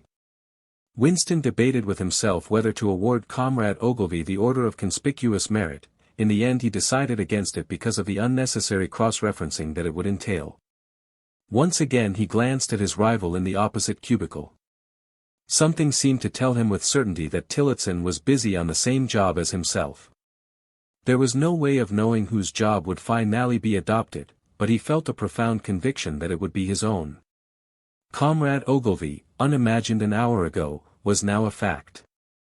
It struck him as curious that you could create dead men but not living ones. Comrade Ogilvy, who had never existed in the present, now existed in the past, and when once the act of forgery was forgotten, he would exist just as authentically, and upon the same evidence, as Charlemagne or Julius Caesar.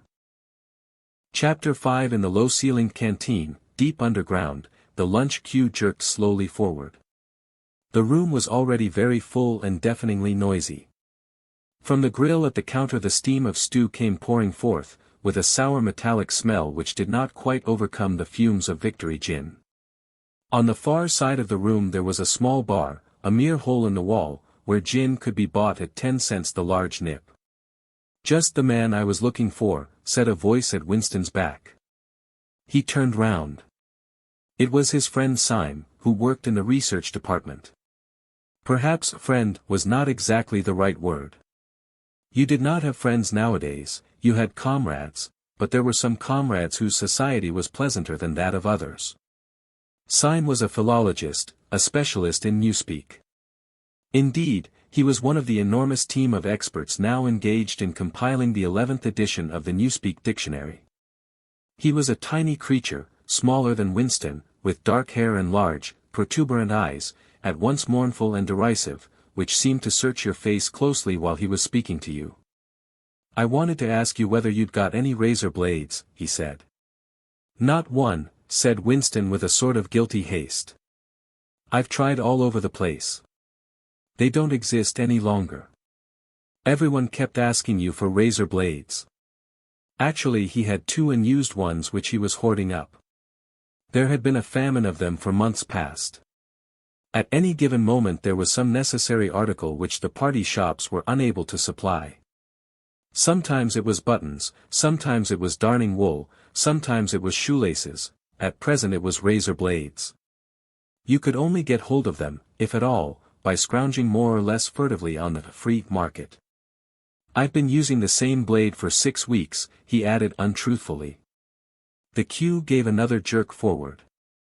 As they halted he turned and faced Syme again. Each of them took a greasy metal tray from a pile at the end of the counter. "Did you go and see the prisoners hanged yesterday?" said Syme. "I was working," said Winston indifferently. "I shall see it on the flicks, I suppose." "A very inadequate substitute," said Syme. His mocking eyes roved over Winston's face. "I know you," the eyes seemed to say, "I see through you. I know very well why you didn't go to see those prisoners hanged." In an intellectual way, Syme was venomously orthodox. He would talk with a disagreeable gloating satisfaction of helicopter raids on enemy villages, and trials and confessions of thought criminals, the executions in the cellars of the Ministry of Love. Talking to him was largely a matter of getting him away from such subjects and entangling him, if possible, in the technicalities of newspeak, on which he was authoritative and interesting. Winston turned his head a little aside to avoid the scrutiny of the large dark eyes. "It was a good hanging," said Syme reminiscently. "I think it spoils it when they tie their feet together. I like to see them kicking. And above all, at the end, the tongue sticking right out, and blue a quite bright blue. That's the detail that appeals to me. "Next, please," yelled the white apron prole with the ladle. Winston and Syme pushed their trays beneath the grill. Onto each was dumped swiftly the regulation lunch €1, a metal pannikin of pinkish-gray stew, a hunk of bread, a cube of cheese, a mug of milkless Victory coffee, and one saccharine tablet. "There's a table over there, under that telescreen," said Syme. "Let's pick up a gin on the way." The gin was served out to them in handleless china mugs. They threaded their way across the crowded room and unpacked their trays onto the metal-top table, on one corner of which someone had left a pool of stew, a filthy liquid mess that had the appearance of vomit. Winston took up his mug of gin, paused for an instant to collect his nerve, and gulped the oily-tasting stuff down. When he had winked the tears out of his eyes he suddenly discovered that he was hungry. He began swallowing spoonfuls of the stew, which, in among its general sloppiness, had cubes of spongy pinkish stuff which was probably a preparation of meat. Neither of them spoke again till they had emptied their pannikins. From the table at Winston's left, a little behind his back, someone was talking rapidly and continuously, a harsh gabble almost like the quacking of a duck, which pierced the general uproar of the room. "How is the dictionary getting on?" said Winston, raising his voice to overcome the noise. "Slowly," said Syme. "I'm on the adjectives. It's fascinating." He had brightened up immediately at the mention of Newspeak. He pushed his pannikin aside, took up his hunk of bread in one delicate hand and his cheese in the other, and leaned across the table so as to be able to speak without shouting. "The 11th edition is the definitive edition," he said. "We're getting the language into its final shape €1, the shape it's going to have when nobody speaks anything else. When we've finished with it, people like you will have to learn it all over again. You think, I dare say, that our chief job is inventing new words. But not a bit of it. We're destroying words €1, scores of them, hundreds of them, every day. We're cutting the language down to the bone. The 11th edition won't contain a single word that will become obsolete before the year 2050. He bit hungrily into his bread and swallowed a couple of mouthfuls, then continued speaking, with a sort of pedant's passion. His thin dark face had become animated, his eyes had lost their mocking expression and grown almost dreamy. It's a beautiful thing, the destruction of words. Of course the great wastage is in the verbs and adjectives, but there are hundreds of nouns that can be got rid of as well. It isn't only the synonyms, there are also the antonyms. After all, what justification is there for a word which is simply the opposite of some other word? A word contains its opposite in itself. Take €1 good €1, for instance. If you have a word like €1 good €1, what need is there for a word like €1 about €1? €1 and good €1 will do just as well €1 better, because it's an exact opposite, which the other is not.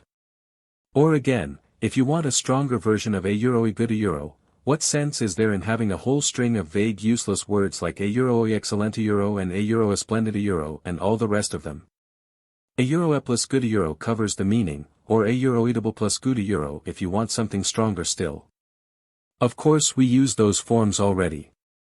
But in the final version of Newspeak there will be nothing else. In the end the whole notion of goodness and badness will be covered by only 6 words €1, in reality, only one word. Don't you see the beauty of that, Winston? It was BB's idea originally, of course, he added as an afterthought. A sort of vapid eagerness flitted across Winston's face at the mention of Big Brother. Nevertheless Syme immediately detected a certain lack of enthusiasm. "You haven't a real appreciation of Newspeak, Winston," he said almost sadly. "Even when you write it you're still thinking in old speak. I've read some of those pieces that you write in €1 eve times €1 occasionally. They're good enough, but they're translations. In your heart you prefer to stick to old speak, with all its vagueness and its useless shades of meaning. You don't grasp the beauty of the destruction of words. Do you know that Newspeak is the only language in the world whose vocabulary gets smaller every year?" Winston did know that, of course. He smiled, sympathetically he hoped, not trusting himself to speak. Syme bit off another fragment of the dark-colored bread, chewed it briefly, and went on, don't you see that the whole aim of Newspeak is to narrow the range of thought? In the end we shall make thought crime literally impossible, because there will be no words in which to express it. Every concept that can ever be needed, will be expressed by exactly one word, with its meaning rigidly defined and all its subsidiary meanings rubbed out and forgotten. Already, in the 11th edition, we're not far from that point. But the process will still be continuing long after you and I are dead. Every year fewer and fewer words, and the range of consciousness always a little smaller. Even now, of course, there's no reason or excuse for committing thought crime. It's merely a question of self-discipline, reality control. But in the end there won't be any need even for that. The revolution will be complete when the language is perfect. Newspeak is Ingsoc and Ingsoc is Newspeak, he added with a sort of mystical satisfaction. Has it ever occurred to you, Winston, that by the year 2050, at the very latest, not a single human being will be alive who could understand such a conversation as we are having now? Except a euro, began Winston doubtfully, and he stopped. It had been on the tip of his tongue to say, except the proles, but he checked himself, not feeling fully certain that this remark was not in some way unorthodox. Syme, however, had divined what he was about to say. The proles are not human beings, he said carelessly. By 2050 a euro earlier, probably a euro, all real knowledge of Old Speak will have disappeared. The whole literature of the past will have been destroyed. Chaucer, Shakespeare, Milton, Byron a euro, they'll exist only in Newspeak versions, not merely changed into something different, but actually changed into something contradictory of what they used to be. Even the literature of the party will change. Even the slogans will change. How could you have a slogan like a euro of freedom is Slaveria euro when the concept of freedom has been abolished? The whole climate of thought will be different. In fact there will be no thought, as we understand it now. Orthodoxy means not thinking a euro, not needing to think. Orthodoxy is unconsciousness. One of these days, thought Winston with sudden deep conviction, Syme will be vaporized. He is too intelligent. He sees too clearly and speaks too plainly. The party does not like such people. One day he will disappear. It is written in his face. Winston had finished his bread and cheese. He turned a little sideways in his chair to drink his mug of coffee. At the table on his left the man with the strident voice was still talking remorselessly away. A young woman who was perhaps his secretary, and who was sitting with her back to Winston, was listening to him and seemed to be eagerly agreeing with everything that he said. From time to time Winston caught some such remark as, "I think you're so right, I do so agree with you," uttered in a youthful and rather silly feminine voice. But the other voice never stopped for an instant, even when the girl was speaking. Winston knew the man by sight, though he knew no more about him than that he held some important post in the fiction department. He was a man of about 30, with a muscular throat and a large, mobile mouth. His head was thrown back a little, and because of the angle at which he was sitting, his spectacles caught the light and presented to Winston two blank discs instead of eyes. What was slightly horrible, was that from the stream of sound that poured out of his mouth it was almost impossible to distinguish a single word. Just once Winston caught a phrase a euro, complete and final elimination of Goldsteinism a euro, jerked out very rapidly and, as it seemed, all in one piece, like a line of type cast solid. For the rest it was just a noise, a quacking. And yet, though you could not actually hear what the man was saying, you could not be in any doubt about its general nature. He might be denouncing Goldstein and demanding sterner measures against thought criminals and saboteurs, he might be fulminating against the atrocities of the Eurasian army, he might be praising Big Brother or the heroes on the Malabar front a euro, it made no difference. Whatever it was, you could be certain that every word of it was pure orthodoxy, pure Ingsoc. As he watched the eyeless face with the jaw moving rapidly up and down, Winston had a curious feeling that this was not a real human being but some kind of dummy. It was not the man's brain that was speaking, it was his larynx. The stuff that was coming out of him consisted of words, but it was not speech in the true sense, it was a noise uttered in unconsciousness, like the quacking of a duck. Syme had fallen silent for a moment, and with the handle of his spoon was tracing patterns in the puddle of stew. The voice from the other table quacked rapidly on, easily audible in spite of the surrounding din. "There is a word in newspeak," said Syme, "I don't know whether you know it, duckspeak, to quack like a duck. It is one of those interesting words that have two contradictory meanings. Applied to an opponent, it is abuse; applied to someone you agree with, it is praise." Unquestionably Syme will be vaporized, Winston thought again. He thought it with a kind of sadness, although well knowing that Syme despised him and slightly disliked him, and was fully capable of denouncing him as a thought criminal if he saw any reason for doing so. There was something subtly wrong with Syme. There was something that he lacked: discretion, aloofness, a sort of saving stupidity. You could not say that he was unorthodox. He believed in the principles of Ingsoc, he venerated Big Brother, he rejoiced over victories, he hated heretics, not merely with sincerity but with a sort of restless zeal, an up-to-dateness of information, which the ordinary party member did not approach. Yet a faint air of disreputability always clung to him. He said things that would have been better unsaid, he had read too many books, he frequented the Chestnut Tree Café, haunt of painters and musicians. There was no law, not even an unwritten law, against frequenting the Chestnut Tree Café, yet the place was somehow ill-omened. The old, discredited leaders of the party had been used to gather there before they were finally purged. Goldstein himself, it was said, had sometimes been seen there, years and decades ago. Syme's fate was not difficult to foresee. And yet it was a fact that if Syme grasped, even for 3 seconds, the nature of his, Winston's, secret opinions, he would betray him instantly to the thought police. So would anybody else, for that matter, but Syme more than most. Zeal was not enough. Orthodoxy was unconsciousness. Syme looked up. "Here comes Parsons," he said. Something in the tone of his voice seemed to add, "That bloody fool."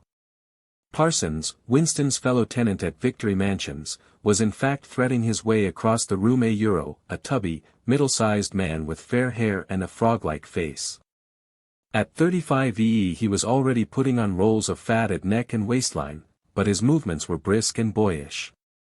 His whole appearance was that of a little boy grown large, so much so that although he was wearing the regulation overalls, it was almost impossible not to think of him as being dressed in the blue shorts, grey shirt, and red neckerchief of the spies. In visualizing him one saw always a picture of dimpled knees and sleeves rolled back from pudgy forearms. Parsons did, indeed, invariably revert to shorts when a community hike or any other physical activity gave him an excuse for doing so. He greeted them both with a cheery, "Hello, hello," and sat down at the table, giving off an intense smell of sweat. Beads of moisture stood out all over his pink face. His powers of sweating were extraordinary. At the community center you could always tell when he had been playing table tennis by the dampness of the bat handle. Syme had produced a strip of paper on which there was a long column of words, and was studying it with an ink pencil between his fingers. "Look at him working away in the lunch hour," said Parsons, nudging Winston. "Keenness, eh? What's that you've got there, old boy? Something a bit too brainy for me, I expect. Smith, old boy, I'll tell you why I'm chasing you. It's that sub you forgot to give me." "Which sub is that?" said Winston, automatically feeling for money. About a quarter of one's salary had to be earmarked for voluntary subscriptions, which were so numerous that it was difficult to keep track of them. For Hate Week. You know €1, the house-by-house fund. I'm treasurer for our block. We're making an all-out effort €1, going to put on a tremendous show. I tell you, it won't be my fault if old Victory Mansions doesn't have the biggest outfit of flags in the whole street. $2 you promised me. Winston found and handed over 2 creased and Phi Lthy notes, which Parsons entered in a small notebook, in the neat handwriting of the illiterate. "By the way, old boy," he said. "I hear that little beggar of mine let fly at you with his catapult yesterday. I gave him a good dressing down for it. In fact I told him I'd take the catapult away if he does it again. I think he was a little upset at not going to the execution," said Winston. "Ah, well €1, what I mean to say," shows the right spirit, doesn't it? Mischievous little beggars they are, both of them, but talk about keenness. All they think about is the spies, and the war, of course.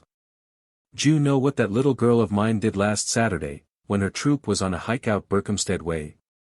She got 2 other girls to go with her, slipped off from the hike, and spent the whole afternoon following a strange man. They kept on his tail for 2 hours, right through the woods, and then, when they got into Amersham, handed him over to the patrols. "What did they do that for?" said Winston, somewhat taken aback. Parsons went on triumphantly, "My kid made sure he was some kind of enemy agent. Might have been dropped by parachute, for instance. But here's the point, old boy. What do you think put her on to him in the Phi Arrest place? She spotted he was wearing a funny kind of shoes. Said she'd never seen anyone wearing shoes like that before. So the chances were he was a foreigner. Pretty smart for a nipper of 7, eh?" "What happened to the man?" said Winston. "Ah, that I couldn't say, of course. But I wouldn't be altogether surprised if Parsons made the motion of aiming a rifle, and clicked his tongue for the explosion." "Good," said Syme abstractedly, without looking up from his strip of paper. "Of course we can't afford to take chances," agreed Winston dutifully. "What I mean to say, there is a war on," said Parsons. As though in confirmation of this, a trumpet call floated from the telescreen just above their heads. However, it was not the proclamation of a military victory this time, but merely an announcement from the Ministry of Plenty. "Comrades," cried an eager youthful voice. "Attention, comrades! We have glorious news for you. We have won the battle for production. Returns now completed of the output of all classes of consumption goods show that the standard of living has risen by no less than 20% over the past year. All over Oceania this morning there were irrepressible spontaneous demonstrations when workers marched out of factories and offices and paraded through the streets with banners voicing their gratitude to Big Brother for the new, happy life which his wise leadership has bestowed upon us. Here are some of the completed figures. Foodstuffs €1, the phrase, our new, happy life, recurred several times. It had been a favorite of late with the Ministry of Plenty. Parsons, his attention caught by the trumpet call, sat listening with a sort of gaping solemnity, a sort of edify-ed boredom. He could not follow the figures, but he was aware that they were in some way a cause for satisfaction. He had lugged out a huge and Phi-Lthy pipe which was already half full of charred tobacco. With the tobacco ration at 100 grams a week it was seldom possible to Phi-LL a pipe to the top. Winston was smoking a Victory cigarette which he held carefully horizontal. The new ration did not start till tomorrow and he had only 4 cigarettes left. For the moment he had shut his ears to the remoter noises and was listening to the stuff that streamed out of the telescreen. It appeared that there had even been demonstrations to thank Big Brother for raising the chocolate ration to 20 grams a week. And only yesterday, he reflected, it had been announced that the ration was to be reduced to 20 grams a week.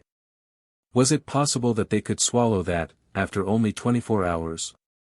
Yes, they swallowed it. Parsons swallowed it easily, with the stupidity of an animal. The eyeless creature at the other table swallowed it fanatically, passionately, with a furious desire to track down, denounce, and vaporize anyone who should suggest that last week the ration had been 30 grams. Syme, too, in some more complex way, involving doublethink, Syme swallowed it. Was he, then, alone in the possession of a memory? The fabulous statistics continued to pour out of the telescreen. As compared with last year there was more food, more clothes, more houses, more furniture, more cooking pots, more fuel, more ships, more helicopters, more books, more babies more of everything except disease, crime, and insanity. Year by year and minute by minute, everybody and everything was whizzing rapidly upwards. As Syme had done earlier, Winston had taken up his spoon and was dabbling in the pale-colored gravy that dribbled across the table, drawing a long streak of it out into a pattern. He meditated resentfully on the physical texture of life. Had it always been like this? Had food always tasted like this? He looked round the canteen.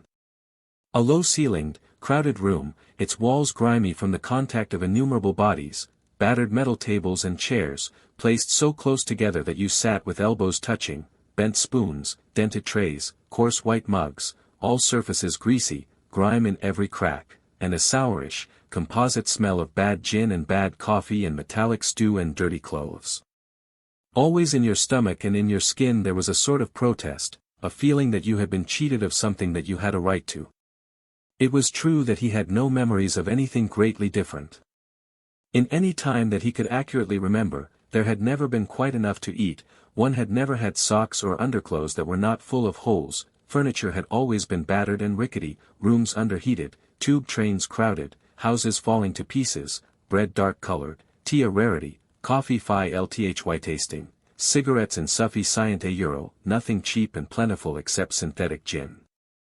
And though, of course, it grew worse as one's body aged, was it not a sign that this was not the natural order of things, if one's heart sickened at the discomfort and dirt and scarcity, the interminable winters, the stickiness of one's socks, the lifts that never worked, the cold water, the gritty soap, the cigarettes that came to pieces, the food with its strange evil tastes? Why should one feel it to be intolerable unless one had some kind of ancestral memory that things had once been different? He looked round the canteen again. Nearly everyone was ugly, and would still have been ugly even if dressed otherwise than in the uniform blue overalls. On the far side of the room, sitting at a table alone, a small, curiously beetle-like man was drinking a cup of coffee, his little eyes darting suspicious glances from side to side.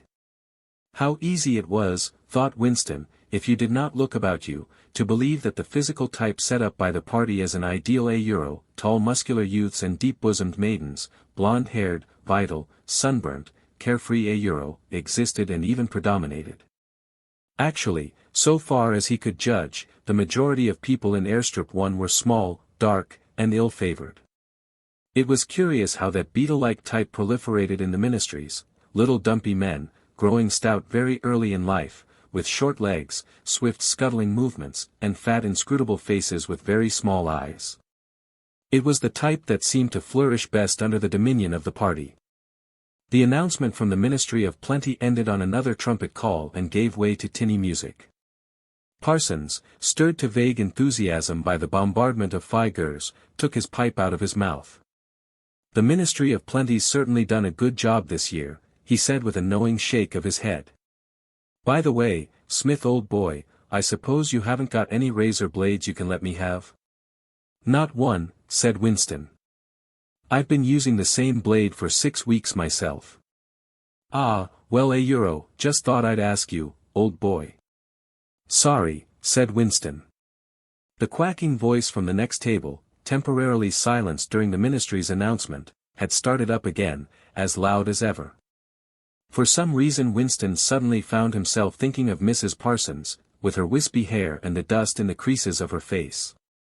Within 2 years those children would be denouncing her to the thought police. Mrs. Parsons would be vaporized. Syme would be vaporized. Winston would be vaporized. O'Brien would be vaporized. Parsons, on the other hand, would never be vaporized. The eyeless creature with the quacking voice would never be vaporized. The little beetle-like men who scuttle so nimbly through the labyrinthine corridors of ministries they, too, would never be vaporized. And the girl with dark hair, the girl from the fiction department she would never be vaporized either. It seemed to him that he knew instinctively who would survive and who would perish, though just what it was that made for survival, it was not easy to say. At this moment he was dragged out of his reverie with a violent jerk. The girl at the next table had turned partly round and was looking at him. It was the girl with dark hair. She was looking at him in a sidelong way, but with curious intensity.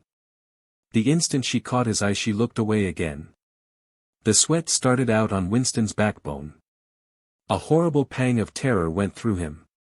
It was gone almost at once, but it left a sort of nagging uneasiness behind. Why was she watching him? Why did she keep following him about? Unfortunately he could not remember whether she had already been at the table when he arrived, or had come there afterwards. But yesterday, at any rate, during the 2 minutes' hate, she had sat immediately behind him when there was no apparent need to do so. Quite likely her real object had been to listen to him and make sure whether he was shouting loudly enough. His earlier thought returned to him, probably she was not actually a member of the thought police, but then it was precisely the amateur spy who was the greatest danger of all. He did not know how long she had been looking at him, but perhaps for as much as 5 minutes, and it was possible that his features had not been perfectly under control. It was terribly dangerous to let your thoughts wander when you were in any public place or within range of a telescreen. The smallest thing could give you away. A nervous tic, an unconscious look of anxiety, a habit of muttering to yourself anything that carried with it the suggestion of abnormality, of having something to hide. In any case, to wear an improper expression on your face, to look incredulous when a victory was announced, for example, was itself a punishable offense. There was even a word for it in newspeak, facecrime, it was called. The girl had turned her back on him again. Perhaps after all she was not really following him about, perhaps it was coincidence that she had sat so close to him 2 days running. His cigarette had gone out, and he laid it carefully on the edge of the table. He would finish smoking it after work, if he could keep the tobacco in it. Quite likely the person at the next table was a spy of the thought police, and quite likely he would be in the cellars of the Ministry of Love within 3 days, but a cigarette end must not be wasted. Syme had folded up his strip of paper and stowed it away in his pocket. Parsons had begun talking again. "Did I ever tell you, old boy," he said, chuckling round the stem of his pipe, "about the time when those 2 nippers of mine set fire to the old marketwoman's skirt because they saw her wrapping up sausages in a poster of BB? Sneaked up behind her and set fire to it with a box of matches. Burned her quite badly, I believe. Little beggars, eh? But keen as mustard. That's a first training they give them in the spies nowadays, better than in my day, even. What d'you think's the latest thing they've served them out with? Ear trumpets for listening through keyholes.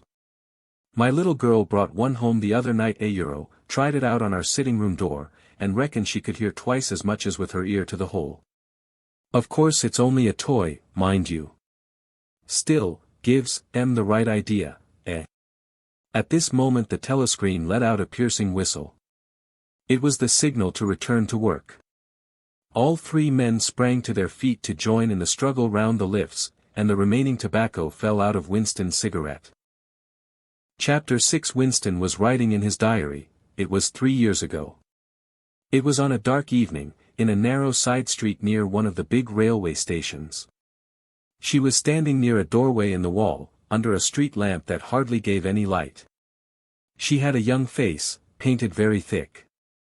It was really the paint that appealed to me, the whiteness of it, like a mask, and the bright red lips. Party women never paint their faces. There was nobody else in the street, and no telescreens.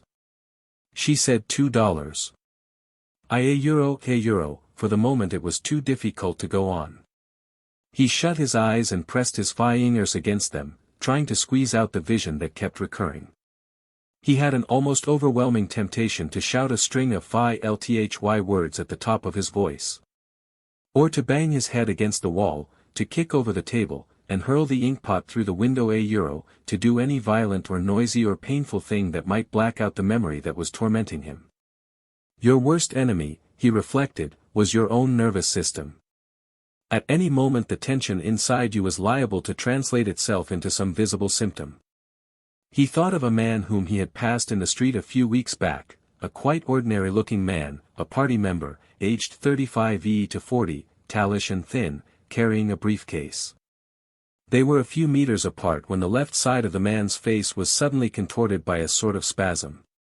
It happened again just as they were passing one another. It was only a twitch, a quiver, rapid as the clicking of a camera shutter, but obviously habitual. He remembered thinking at the time, that poor devil is done for. And what was frightening was that the action was quite possibly unconscious. The most deadly danger of all was talking in your sleep. There was no way of guarding against that, so far as he could see.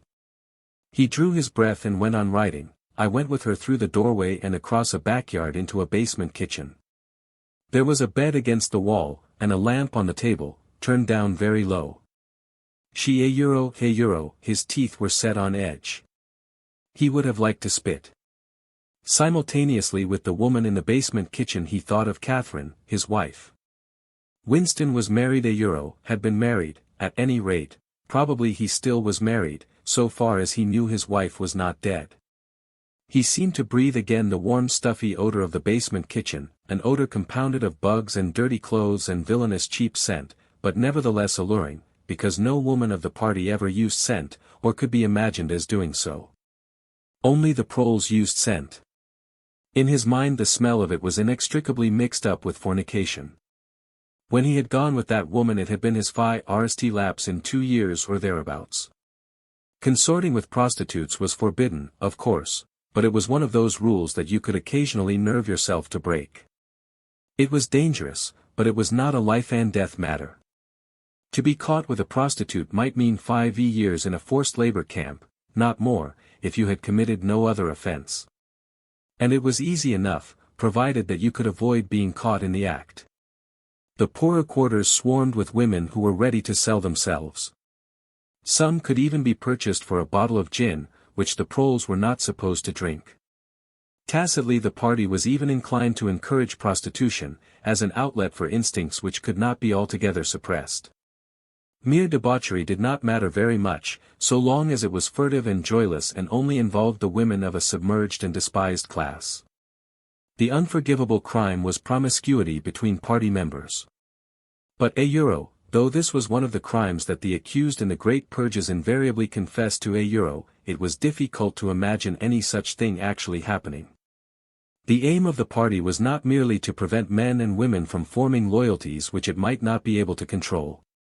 Its real, undeclared purpose was to remove all pleasure from the sexual act. Not love so much as eroticism was the enemy, inside marriage as well as outside it. All marriages between party members had to be approved by a committee appointed for the purpose, and though the principle was never clearly stated permission was always refused if the couple concerned gave the impression of being physically attracted to one another.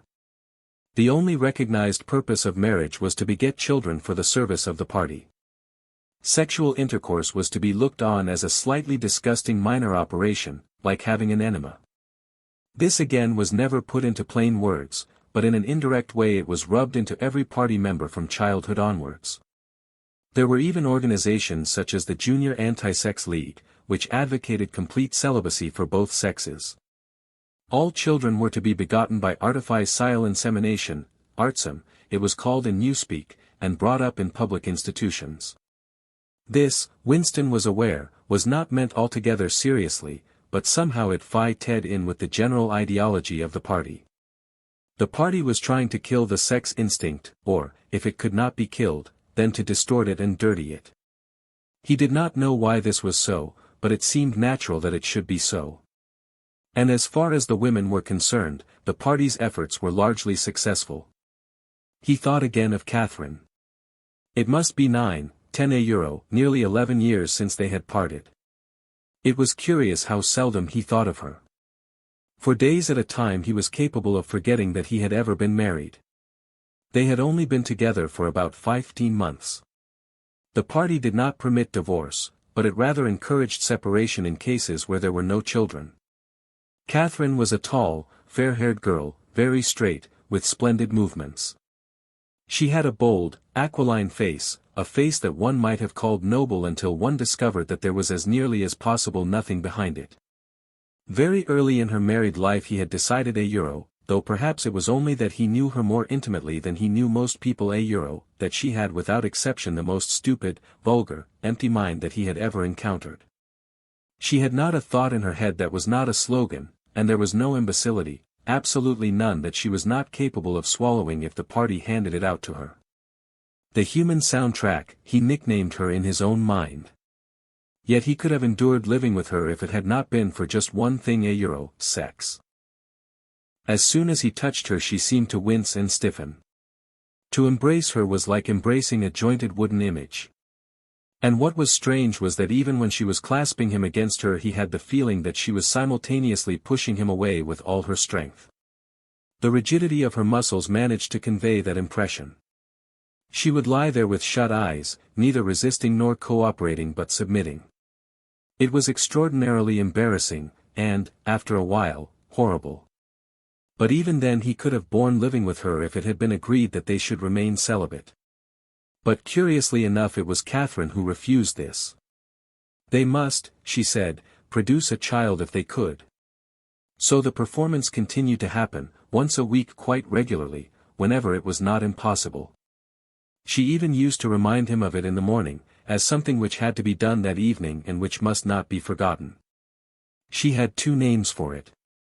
One was, making a baby, and the other was, our duty to the party. Yes, she had actually used that phrase.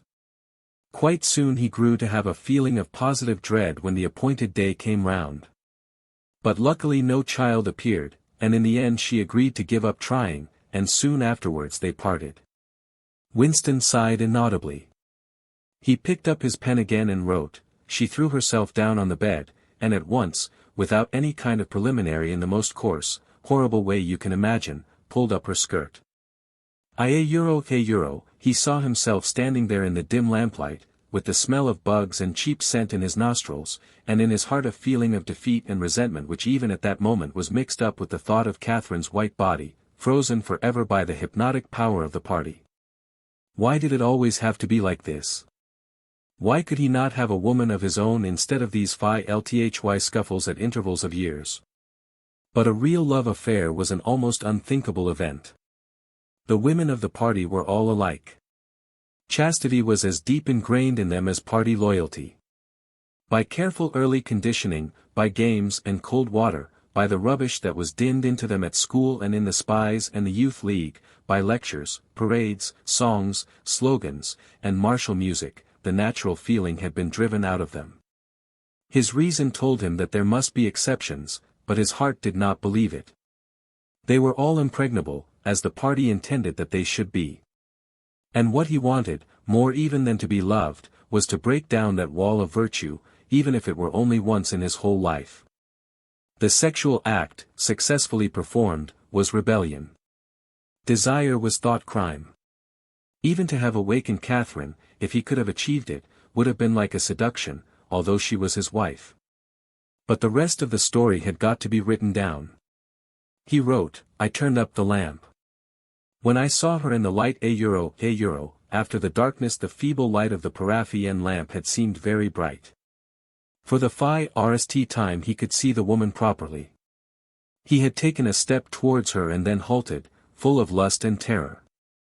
He was painfully conscious of the risk he had taken in coming here. It was perfectly possible that the patrols would catch him on the way out, for that matter they might be waiting outside the door at this moment. If he went away without even doing what he had come here to do €1. It had got to be written down, it had got to be confessed. What he had suddenly seen in the lamplight was that the woman was old. The paint was plastered so thick on her face that it looked as though it might crack like a cardboard mask. There were streaks of white in her hair, but the truly dreadful detail was that her mouth had fallen a little open, revealing nothing except a cavernous blackness. She had no teeth at all. He wrote hurriedly, in scrabbling handwriting, when I saw her in the light she was quite an old woman, 50 years old at least. But I went ahead and did it just the same. He pressed his fingers against his eyelids again. He had written it down at last, but it made no difference. The therapy had not worked. The urge to shout philthy words at the top of his voice was as strong as ever. Chapter 7 If there is hope, wrote Winston, it lies in the proles. If there was hope, it must lie in the proles, because only there in those swarming disregarded masses, 85% of the population of Oceania, could the force to destroy the party ever be generated. The party could not be overthrown from within. Its enemies, if it had any enemies, had no way of coming together or even of identifying one another. Even if the legendary brotherhood existed, as just possibly it might, it was inconceivable that its members could ever assemble in larger numbers than 2s and 3s. Rebellion meant a look in the eyes, an inflection of the voice, at the most, an occasional whispered word. But the proles, if only they could somehow become conscious of their own strength, would have no need to conspire. They needed only to rise up and shake themselves like a horse shaking off flies. If they chose, they could blow the party to pieces tomorrow morning. Surely sooner or later it must occur to them to do it. And yet a euro. He remembered how once he had been walking down a crowded street when a tremendous shout of hundreds of voices, women's voices, had burst from a side street a little way ahead. It was a great formidable cry of anger and despair, a deep, loud "oh" that went humming on like the reverberation of a bell. His heart had leapt. It started. He had thought. A riot. The proles are breaking loose at last. When he had reached the spot, it was to see a mob of 200 or 300 women crowding round the stalls of a street market, with faces as tragic as though they had been the doomed passengers on a sinking ship. But at this moment the general despair broke down into a multitude of individual quarrels. It appeared that one of the stalls had been selling tin saucepans. They were wretched, flimsy things, but cooking pots of any kind were always difficult to get. Now the supply had unexpectedly given out. The successful women, bumped and jostled by the rest, were trying to make off with their saucepans while dozens of others clamored round the stall, accusing the stall-keeper of favoritism and of having more saucepans somewhere in reserve. There was a fresh outburst of yells.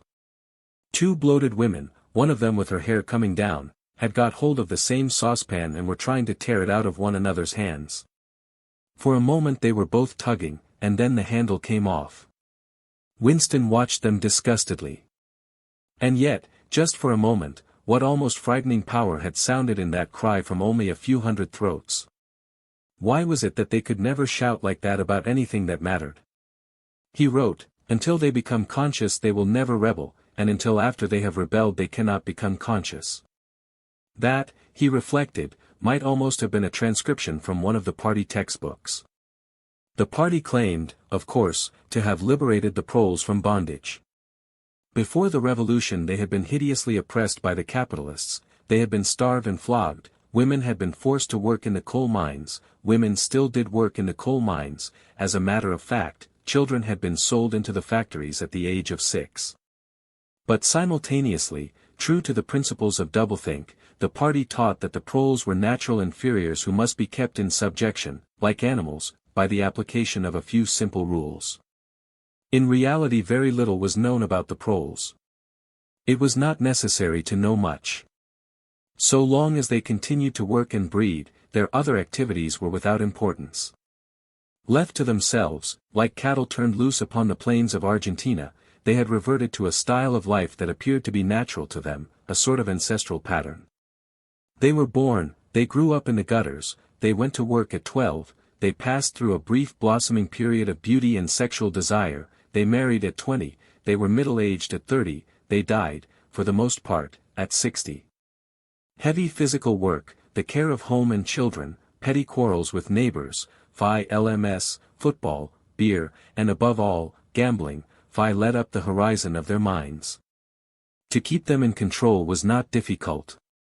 A few agents of the thought police moved always among them, spreading false rumors and marking down and eliminating the few individuals who were judged capable of becoming dangerous, but no attempt was made to indoctrinate them with the ideology of the party. It was not desirable that the proles should have strong political feelings. All that was required of them was a primitive patriotism which could be appealed to whenever it was necessary to make them accept longer working hours or shorter rations. And even when they became discontented, as they sometimes did, their discontent led nowhere, because being without general ideas, they could only focus it on petty specific grievances. The larger evils invariably escaped their notice.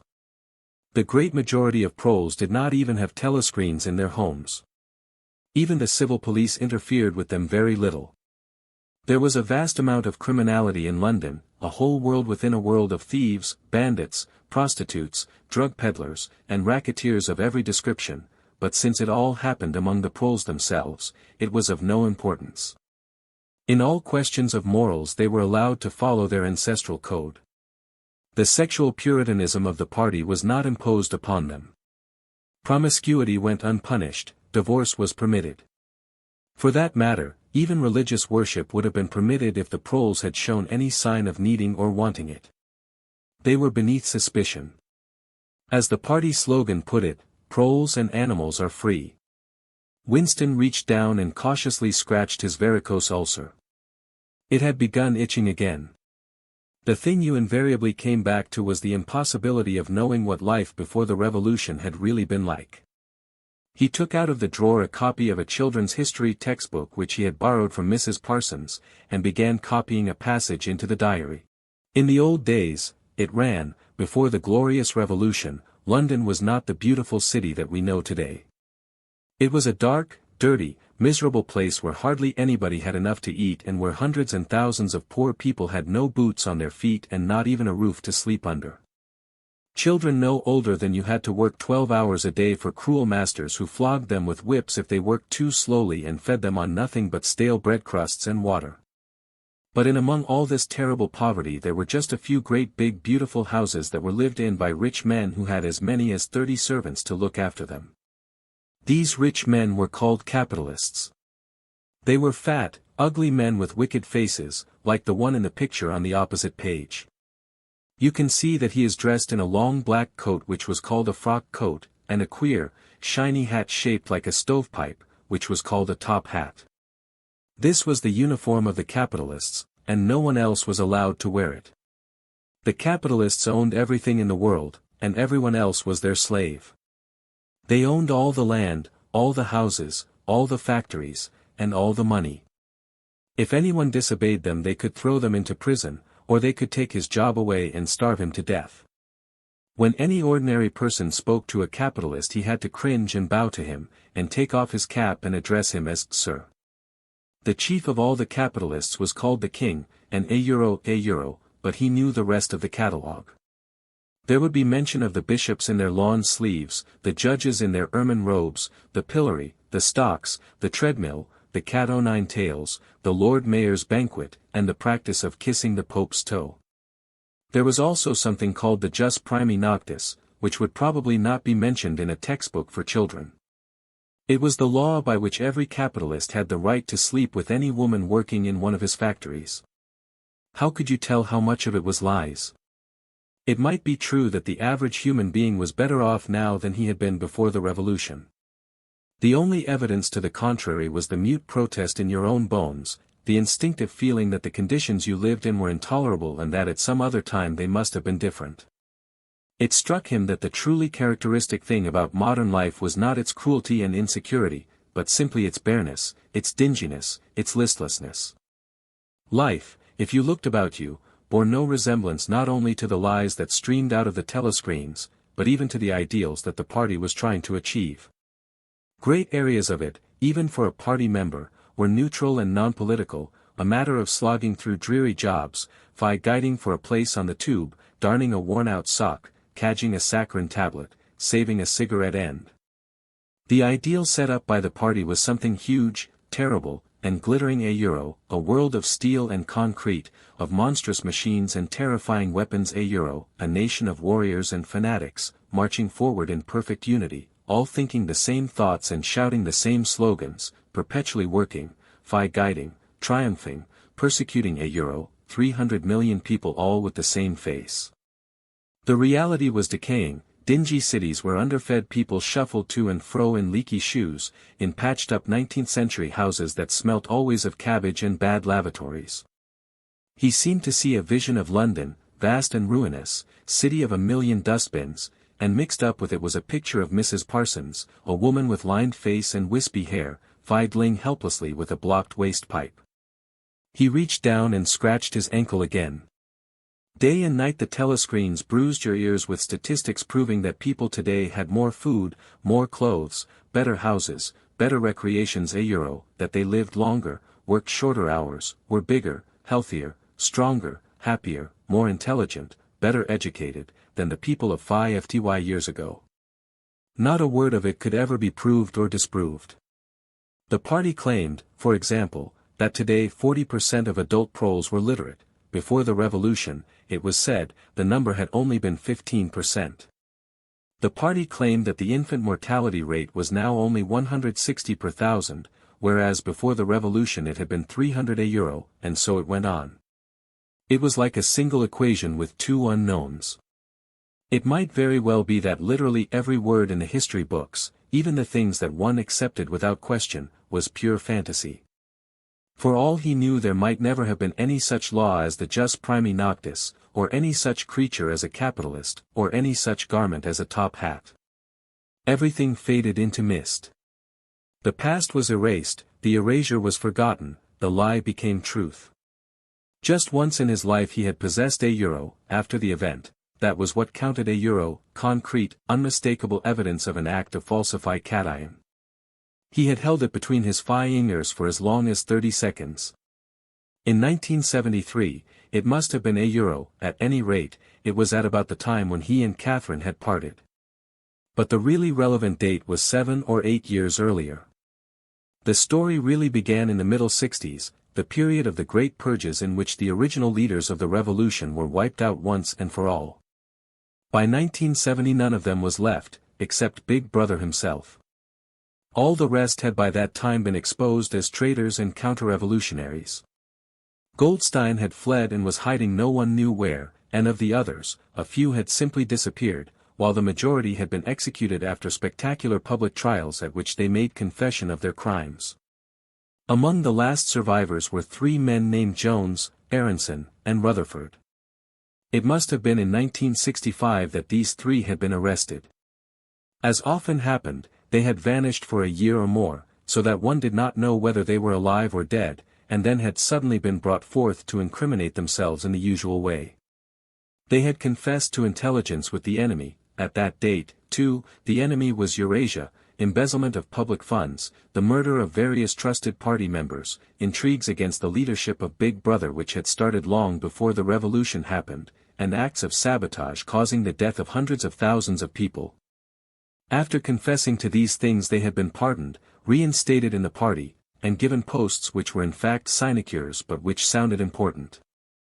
All 3 had written long, abject articles in The Times, analyzing the reasons for their defection and promising to make amends. Some time after their release Winston had actually seen all 3 of them in the Chestnut Tree Cafe. He remembered the sort of terrified fascination with which he had watched them out of the corner of his eye. They were men far older than himself, relics of the ancient world, almost the last great figures left over from the heroic days of the party.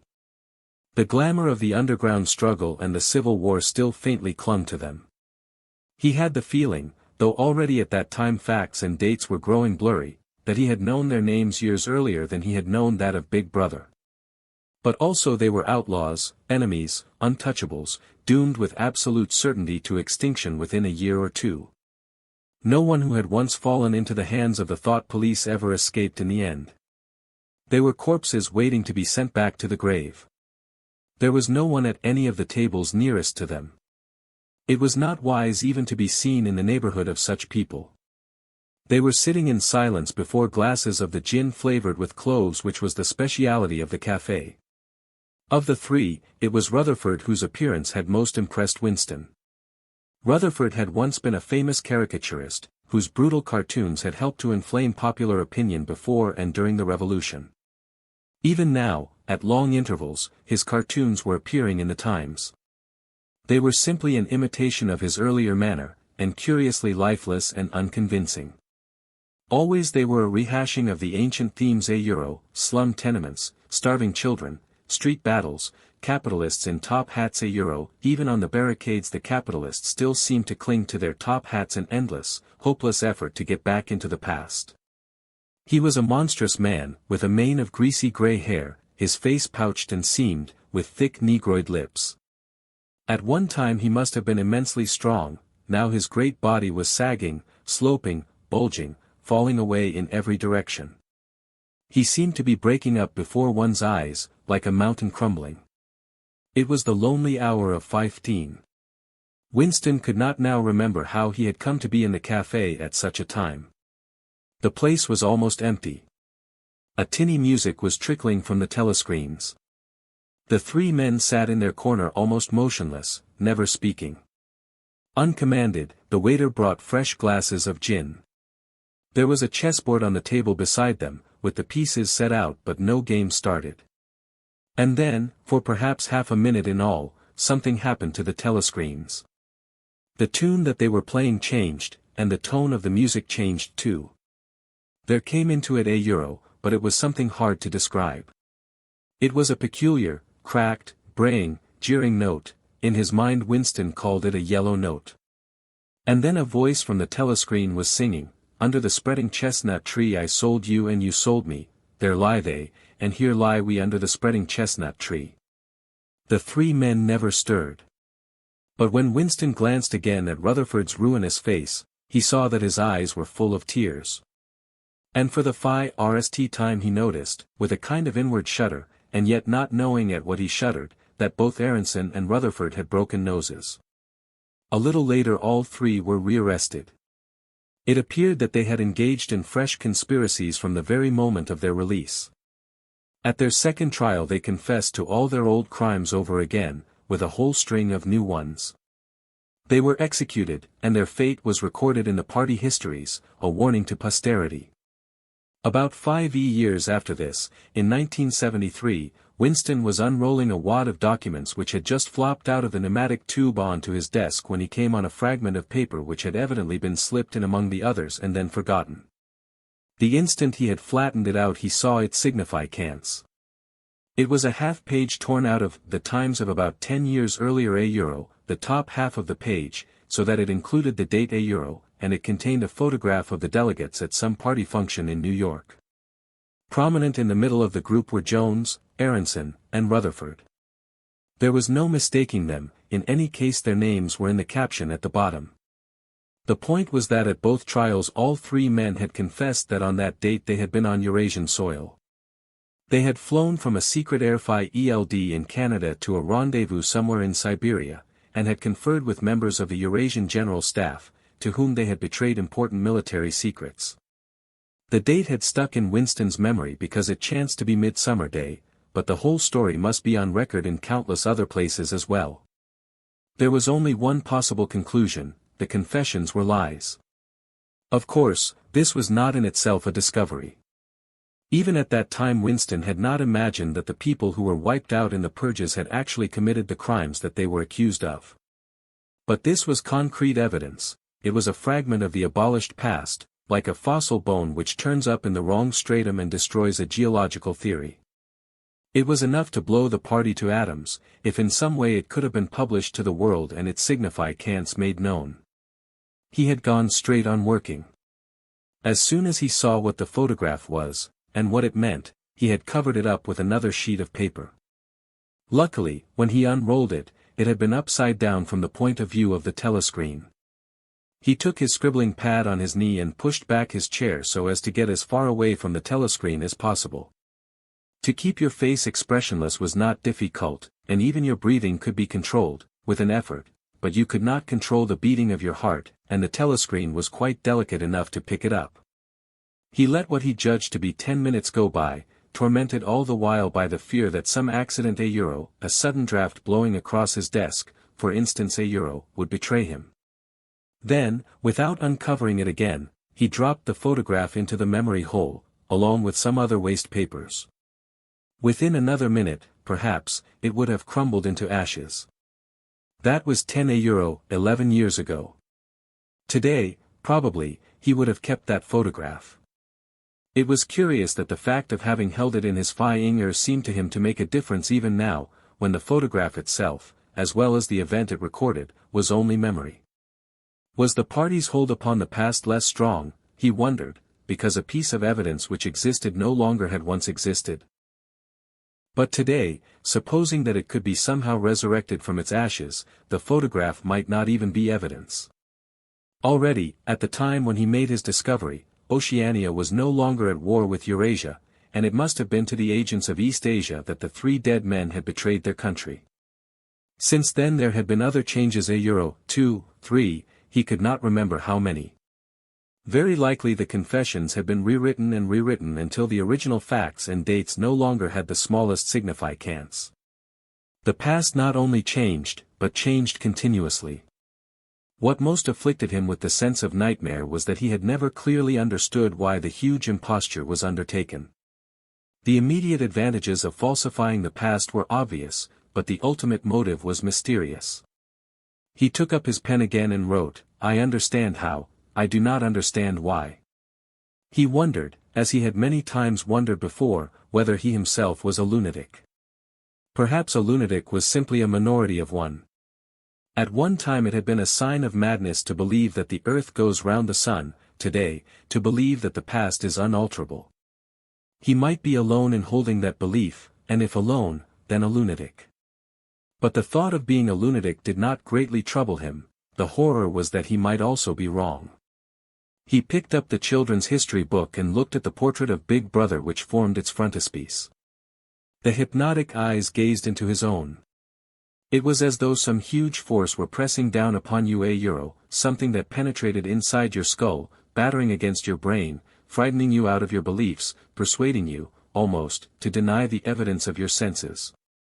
In the end the party would announce that 2 and 2 made 5 and you would have to believe it.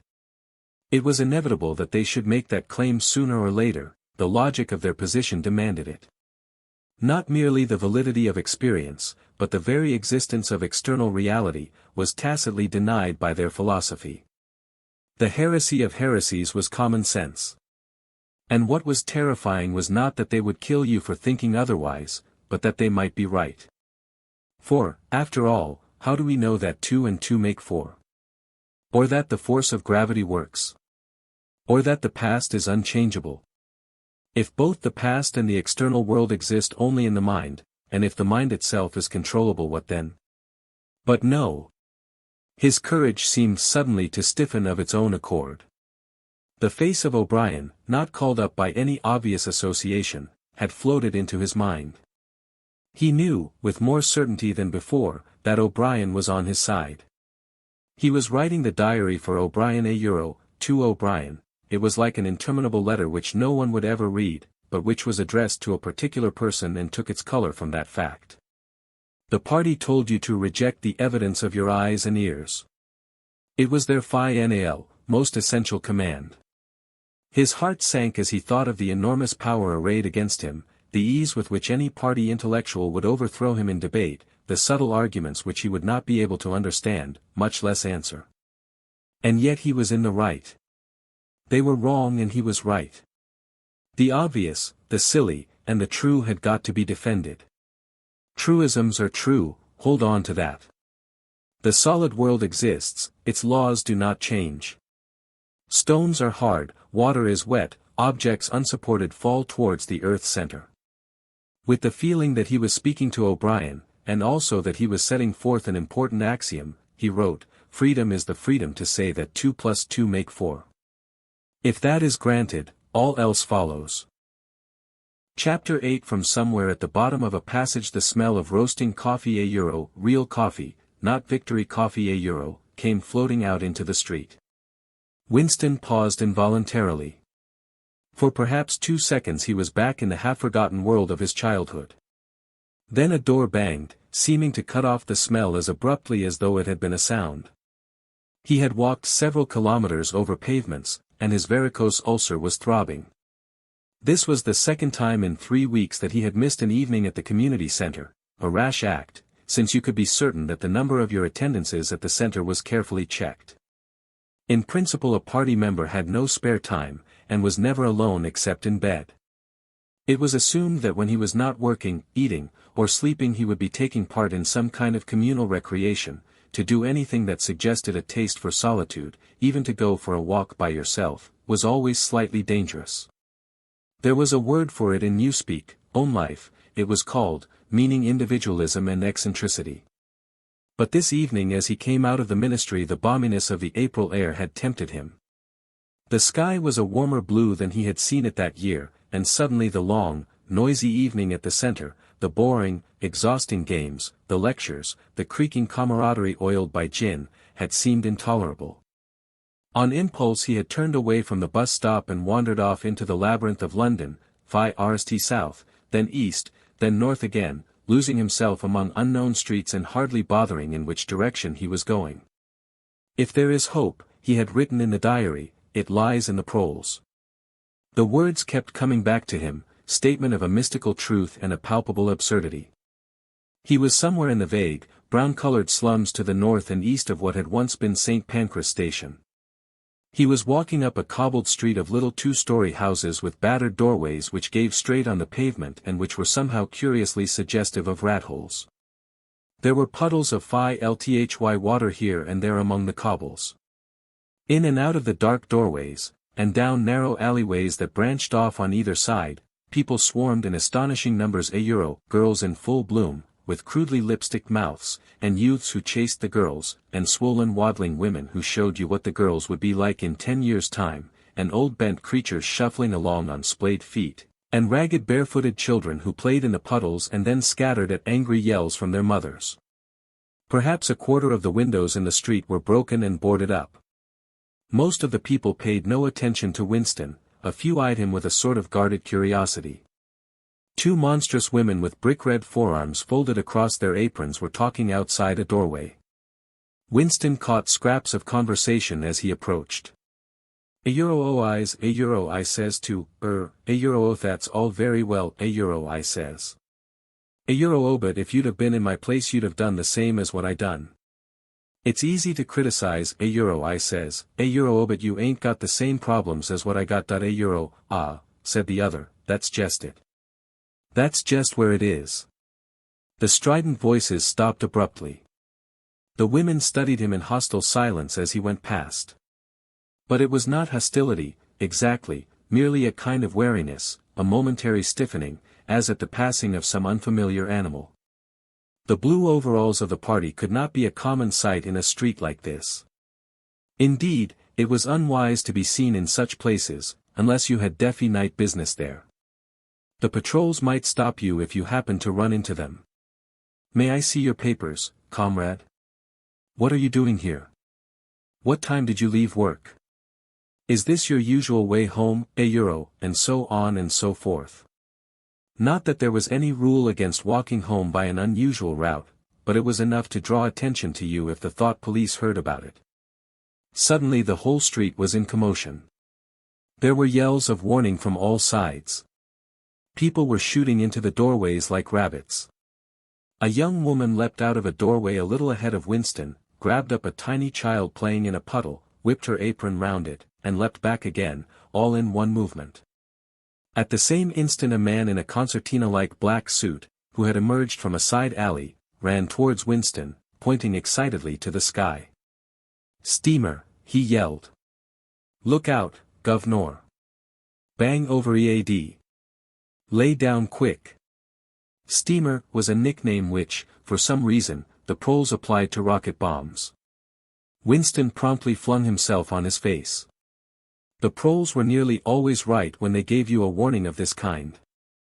They seemed to possess some kind of instinct which told them several seconds in advance when a rocket was coming, although the rocket supposedly traveled faster than sound. Winston clasped his forearms above his head. There was a roar that seemed to make the pavement heave, a shower of light objects pattered on to his back. When he stood up he found that he was covered with fragments of glass from the nearest window. He walked on. The bomb had demolished a group of houses 200 meters up the street. A black plume of smoke hung in the sky, and below it a cloud of plaster dust in which a crowd was already forming around the ruins. There was a little pile of plaster lying on the pavement ahead of him, and in the middle of it he could see a bright red streak. When he got up to it he saw that it was a human hand severed at the wrist. Apart from the bloody stump, the hand was so completely whitened as to resemble a plaster cast. He kicked the thing into the gutter, and then, to avoid the crowd, turned down a side street to the right. Within 3 or 4 minutes he was out of the area which the bomb had affected, and the sordid swarming life of the streets was going on as though nothing had happened. It was nearly 20 hours, and the drinking shops which the proles frequented, pubs, they called them, were choked with customers. From their grimy swing doors, endlessly opening and shutting, there came forth a smell of urine, sawdust, and sour beer. In an angle formed by a projecting house front 3 men were standing very close together, the middle one of them holding a folded-up newspaper which the other 2 were studying over his shoulder. Even before he was near enough to make out the expression on their faces, Winston could see absorption in every line of their bodies. It was obviously some serious piece of news that they were reading. He was a few paces away from them when suddenly the group broke up and two of the men were in violent altercation. For a moment they seemed almost on the point of blows. "Can't you bleeding well listen to what I say? I tell you no number ending in 7 ain't one for over 14 months. Yes, it as, then. No, it as not. Back, oh my got the whole lot of M for over 2 years wrote down on a piece of paper. I takes M down reglar as the clock. And I tell you, no number ending in 7 a euro, yes, a 7 as 1. I could pretty near tell you the bleeding number.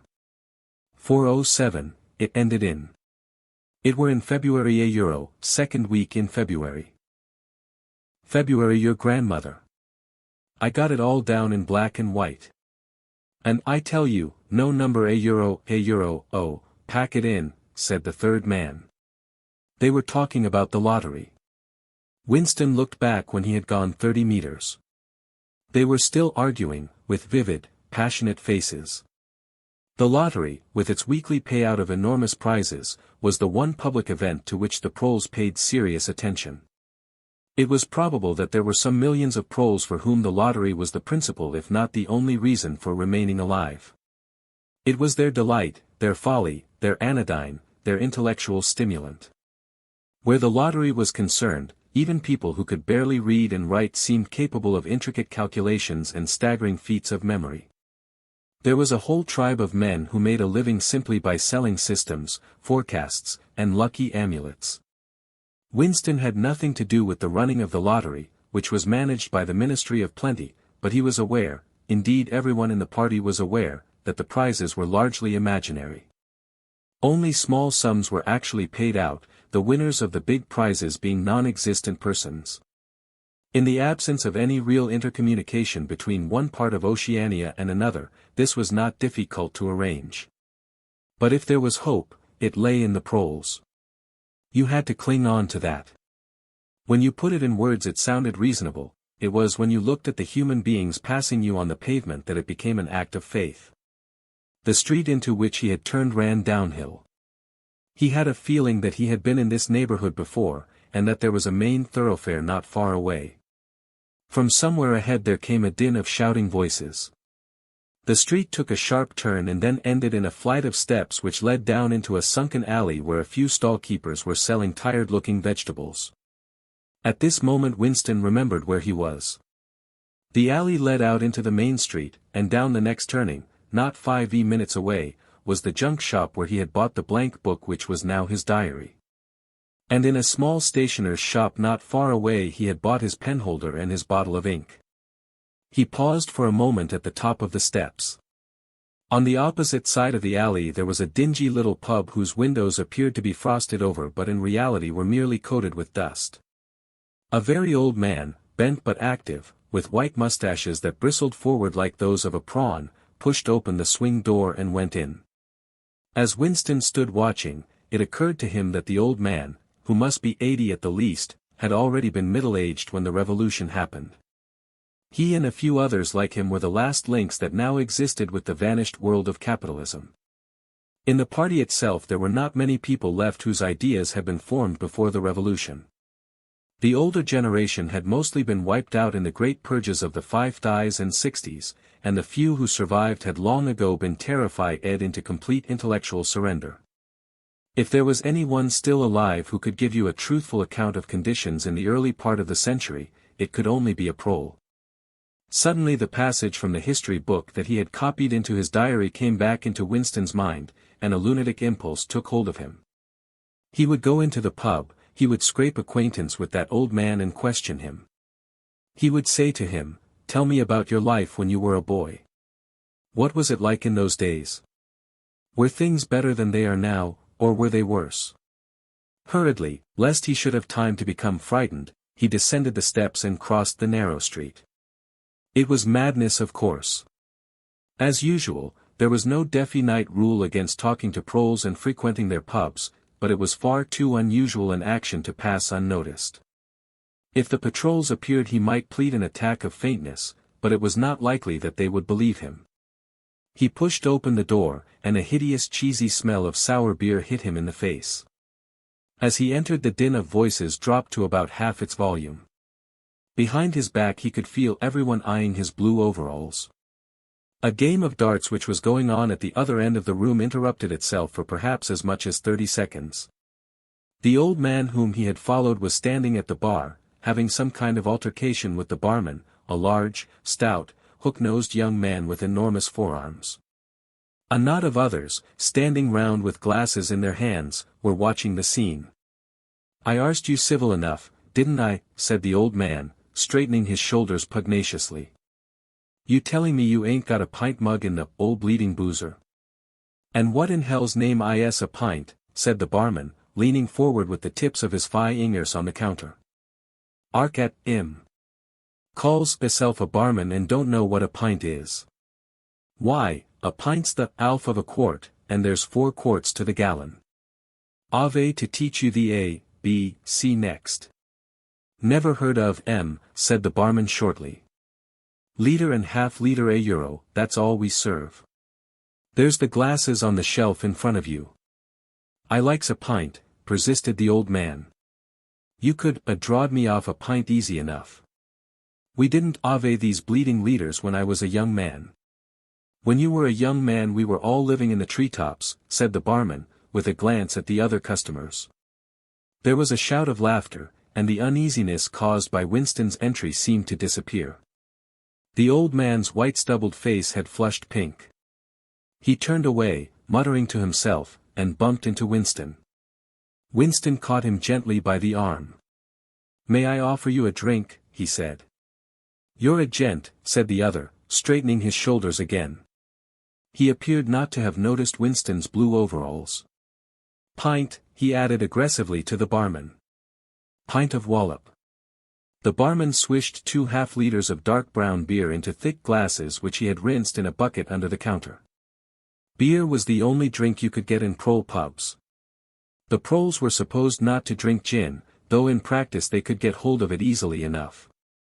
The game of darts was in full swing again, and the knot of men at the bar had begun talking about lottery tickets. Winston's presence was forgotten for a moment. There was a deal table under the window where he and the old man could talk without fear of being overheard. It was horribly dangerous, but at any rate there was no telescreen in the room, a point he had made sure of as soon as he came in. "'E could drawed me off a pint," grumbled the old man as he settled down behind a glass. "A half-liter ain't enough. It don't satisfy. And a whole liter's too much. It starts my bladder running.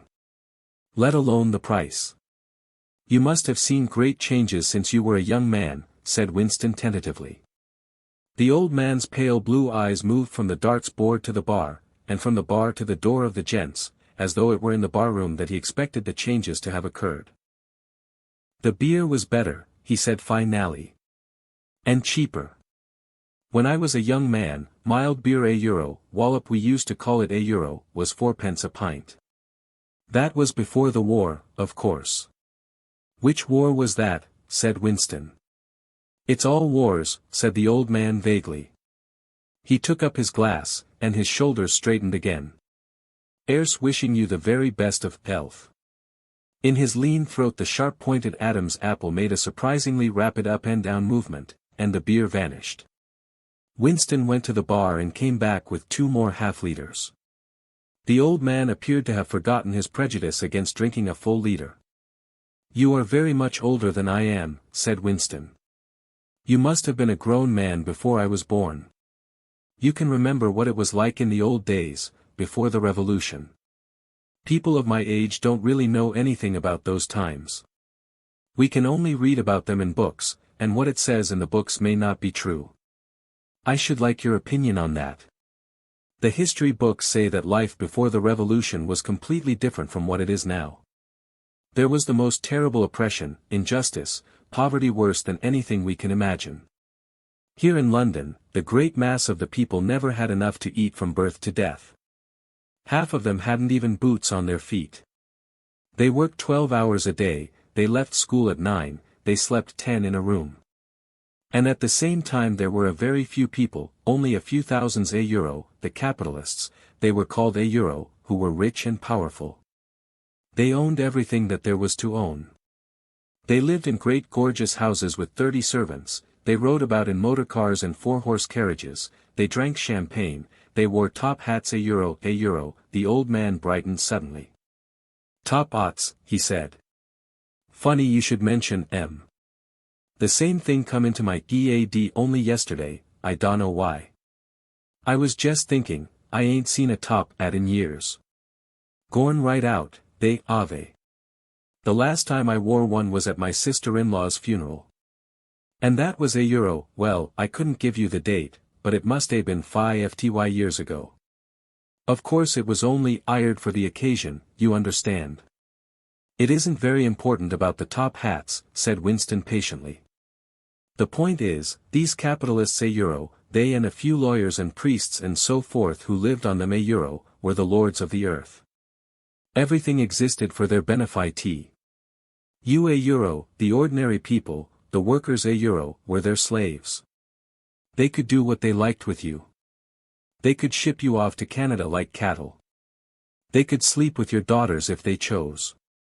They could order you to be flogged with something called a cat o' nine tails. You had to take your cap off when you passed them. Every capitalist went about with a gang of lackeys who a euro, the old man brightened again. Lackeys, he said. Now there's a word I ain't heard since ever so long. Lackeys. That reglar takes me back, that does. I recollect a euro, oh, donkeys years ago a euro, I used to sometimes go to Hyde Park of a Sunday afternoon to hear the blokes making speeches. Salvation Army, Roman Catholics, Jews, Indians a euro, all sorts there was. And there was one bloke a euro, well, I couldn't give you his name, but a real powerful speaker, he was. He didn't Alf give it M. A euro lackeys, a euro, he says, a euro lackeys of the bourgeoisie. Flunkies of the ruling class, a euro parasites a euro, that was another of them. And, yenas a euro, he definitely called M. yenas. Of course, he was referring to the Labour Party, you understand. Winston had the feeling that they were talking at cross purposes. What I really wanted to know was this, he said. Do you feel that you have more freedom now than you had in those days? Are you treated more like a human being? In the old days, the rich people, the people at the top a euro, the booze of lords, put in the old man reminiscently. The House of Lords, if you like. What I am asking is, were these people able to treat you as an inferior, simply because they were rich and you were poor? Is it a fact, for instance, that you had to call them a euro as a euro and take off your cap when you passed them? The old man appeared to think deeply. He drank off about a quarter of his beer before answering. Yes, he said. They liked you to touch your cap to M. It showed respect, like. I didn't agree with it, myself, but I'd done it often enough. Had to, as you might say. And was it usual a euro, I'm only quoting what I've read in history books a euro, was it usual for these people and their servants to push you off the pavement into the gutter? One of them pushed me once, said the old man. I recollect it as if it was yesterday. It was boat race night a euro, terribly rowdy they used to get on boat race night a euro, and I bumps into a young bloke on Shaftesbury Avenue. Quite a gent, he was a euro, dress shirt, top hat, black overcoat. He was kind of zigzagging across the pavement, and I bumps into, I'm accidental like. He says, a euro oh why can't you look where you're going, a euro he says.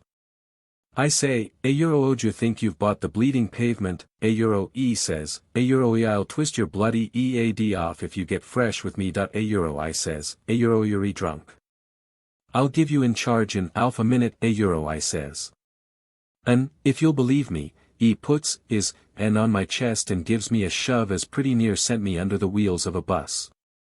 Well, I was young in them days, and I was going to Ave fetched him one, only a euro, a sense of helplessness took hold of Winston.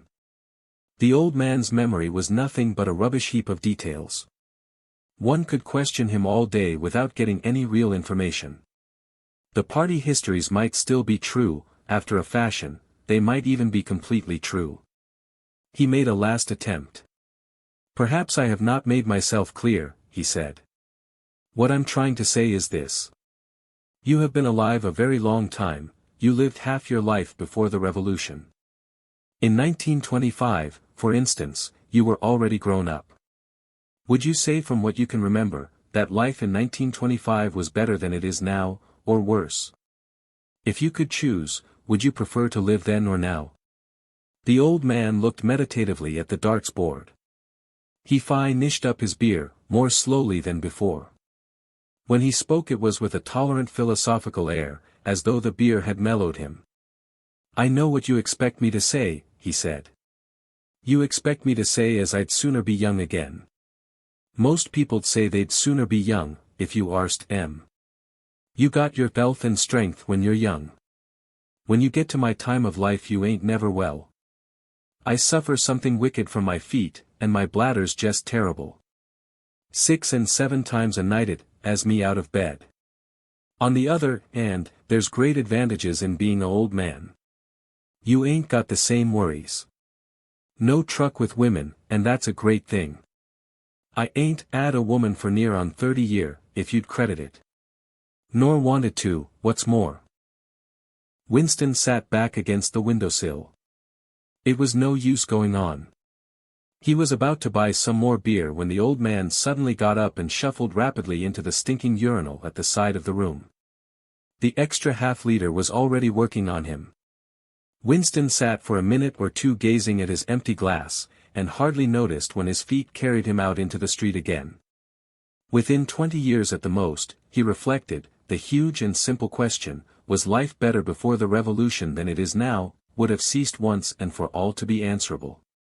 But in effect it was unanswerable even now, since the few scattered survivors from the ancient world were incapable of comparing one age with another. They remembered a million useless things, a quarrel with a workmate, a hunt for a lost bicycle pump, the expression on a long-dead sister's face, the swirls of dust on a windy morning 70 years ago, but all the relevant facts were outside the range of their vision. They were like the ant, which can see small objects but not large ones. And when memory failed and written records were falsified ed a euro, when that happened, the claim of the party to have improved the conditions of human life had got to be accepted, because there did not exist, and never again could exist, any standard against which it could be tested. At this moment his train of thought stopped abruptly. He halted and looked up. He was in a narrow street, with a few dark little shops, interspersed among dwelling houses. Immediately above his head there hung 3 discolored metal balls which looked as if they had once been gilded. He seemed to know the place. Of course. He was standing outside the junk shop where he had bought the diary. A twinge of fear went through him. It had been a sufficiently rash act to buy the book in the beginning, and he had sworn never to come near the place again. And yet the instant that he allowed his thoughts to wander, his feet had brought him back here of their own accord. It was precisely against suicidal impulses of this kind that he had hoped to guard himself by opening the diary. At the same time he noticed that although it was nearly 21 hours the shop was still open. With the feeling that he would be less conspicuous inside than hanging about on the pavement, he stepped through the doorway. If questioned, he could plausibly say that he was trying to buy razor blades. The proprietor had just lighted a hanging oil lamp which gave off an unclean but friendly smell. He was a man of perhaps 60, frail and bowed, with a long, benevolent nose, and mild eyes distorted by thick spectacles. His hair was almost white, but his eyebrows were bushy and still black. His spectacles, his gentle, fussy movements, and the fact that he was wearing an aged jacket of black velvet, gave him a vague air of intellectuality, as though he had been some kind of literary man, or perhaps a musician. His voice was soft, as though faded, and his accent less debased than that of the majority of proles. "I recognized you on the pavement," he said immediately. "You're the gentleman that bought the young lady's keepsake album. That was a beautiful bit of paper, that was. Cream laid, it used to be called. There's been no paper like that made for €1, oh, I dare say 50 years." He peered at Winston over the top of his spectacles. Is there anything special I can do for you? Or did you just want to look round? I was passing, said Winston vaguely. I just looked in. I don't want anything in particular. It's just as well, said the other, because I don't suppose I could have satisfied you. He made an apologetic gesture with his soft-palmed hand. You see how it is, an empty shop, you might say. Between you and me, the antique trade's just about finished. No demand any longer, and no stock either. Furniture, china, glass, it's all been broken up by degrees. And of course the metal stuff's mostly been melted down. I haven't seen a brass candlestick in years.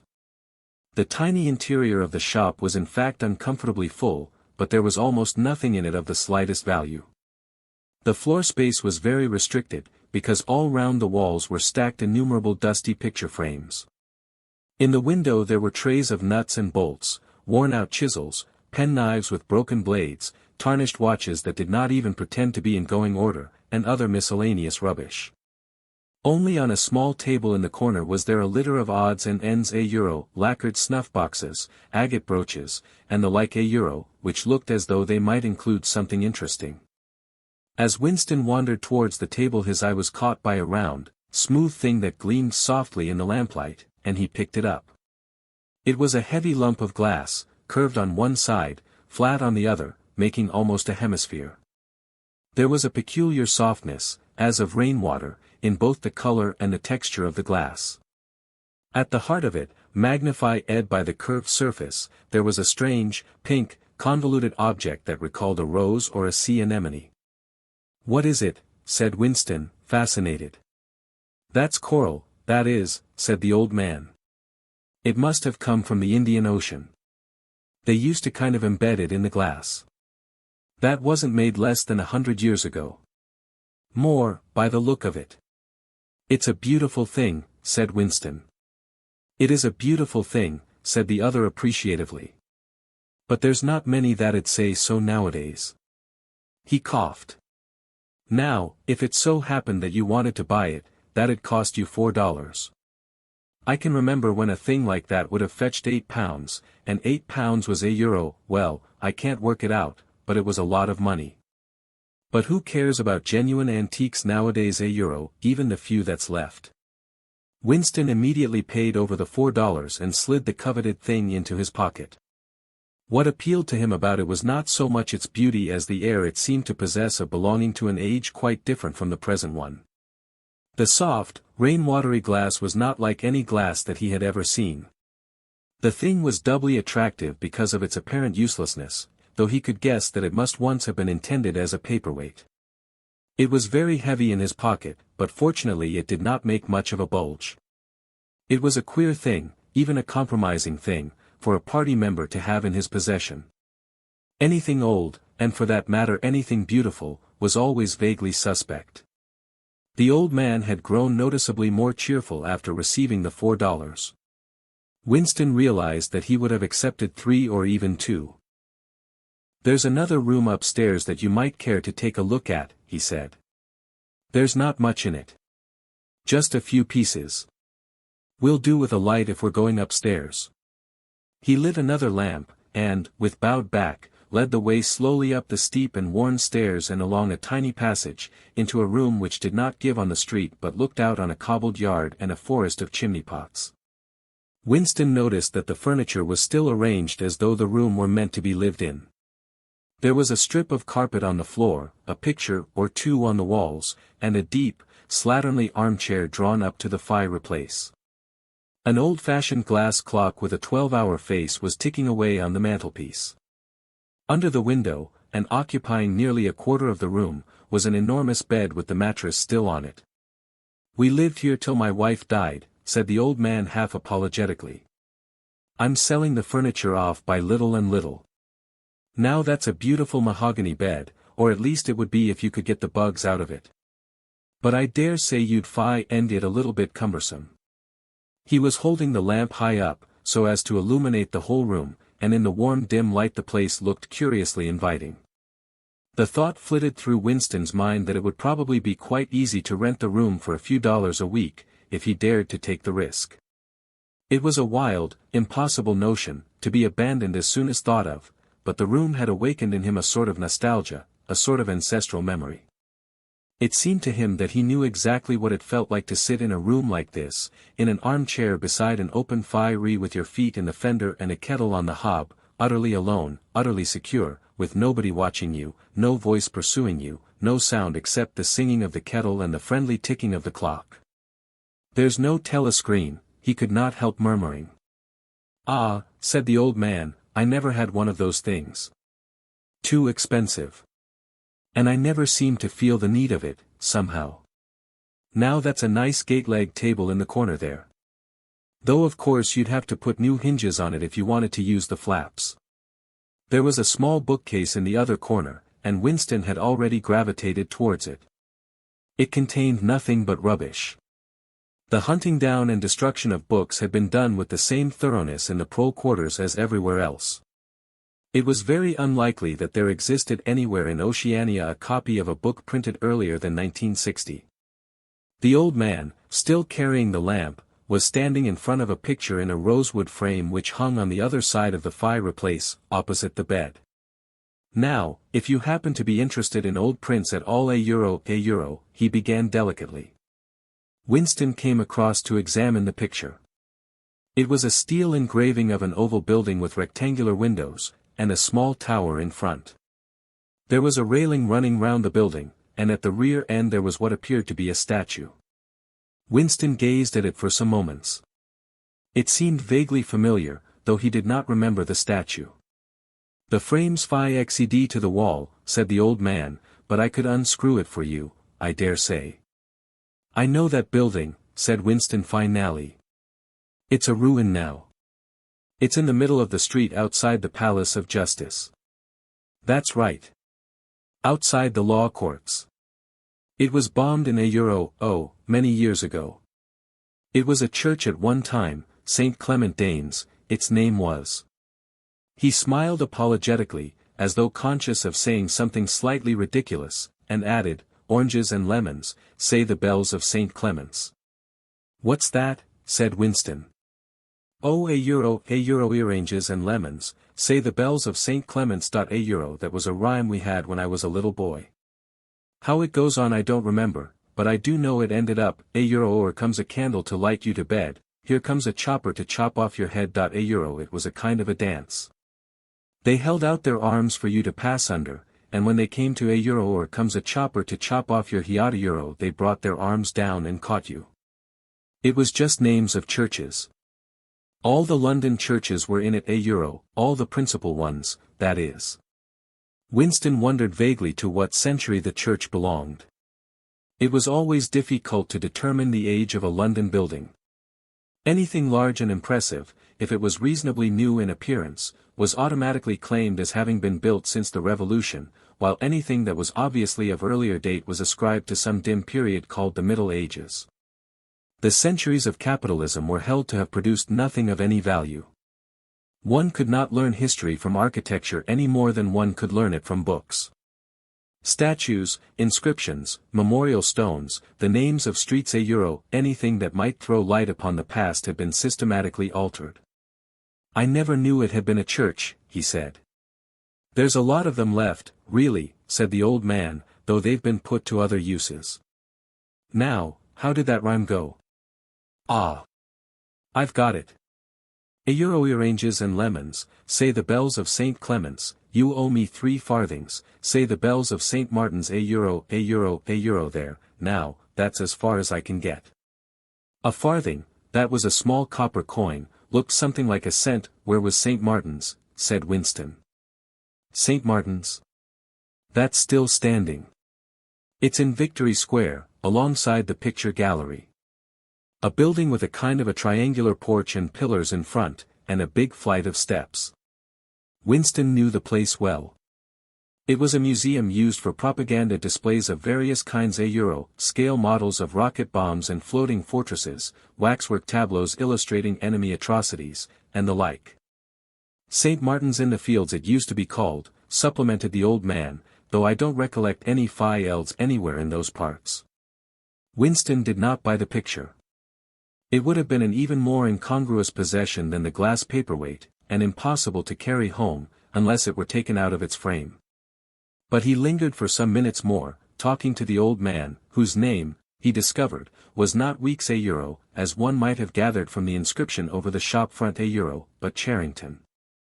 Mr. Charrington, it seemed, was a widower aged 63 and had inhabited this shop for 30 years. Throughout that time he had been intending to alter the name over the window, but had never quite got to the point of doing it. All the while that they were talking the half-remembered rhyme kept running through Winston's head. Oranges and lemons, say the bells of St. Clement's, you owe me 3 farthings, say the bells of St. Martin's. It was curious, but when you said it to yourself you had the illusion of actually hearing bells, the bells of a lost London that still existed somewhere or other, disguised and forgotten. From one ghostly steeple after another he seemed to hear them pealing forth. Yet so far as he could remember he had never in real life heard church bells ringing. He got away from Mr. Charrington and went down the stairs alone, so as not to let the old man see him reconnoitering the street before stepping out of the door. He had already made up his mind that after a suitable interval €1 a month, say €1, he would take the risk of visiting the shop again. It was perhaps not more dangerous than shirking an evening at the centre. The serious piece of folly had been to come back here in the Phi RST place, after buying the diary and without knowing whether the proprietor of the shop could be trusted. However, €1. Yes, he thought again, he would come back. He would buy further scraps of beautiful rubbish.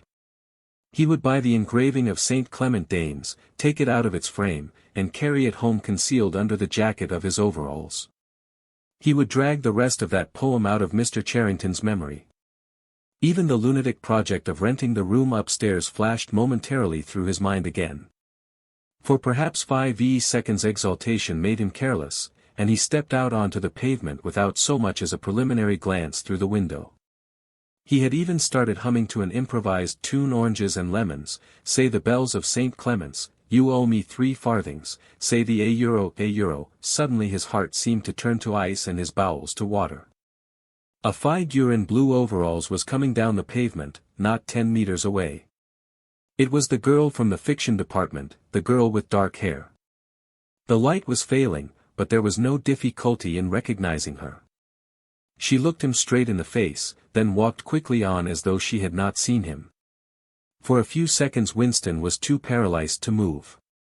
Then he turned to the right and walked heavily away, not noticing for the moment that he was going in the wrong direction.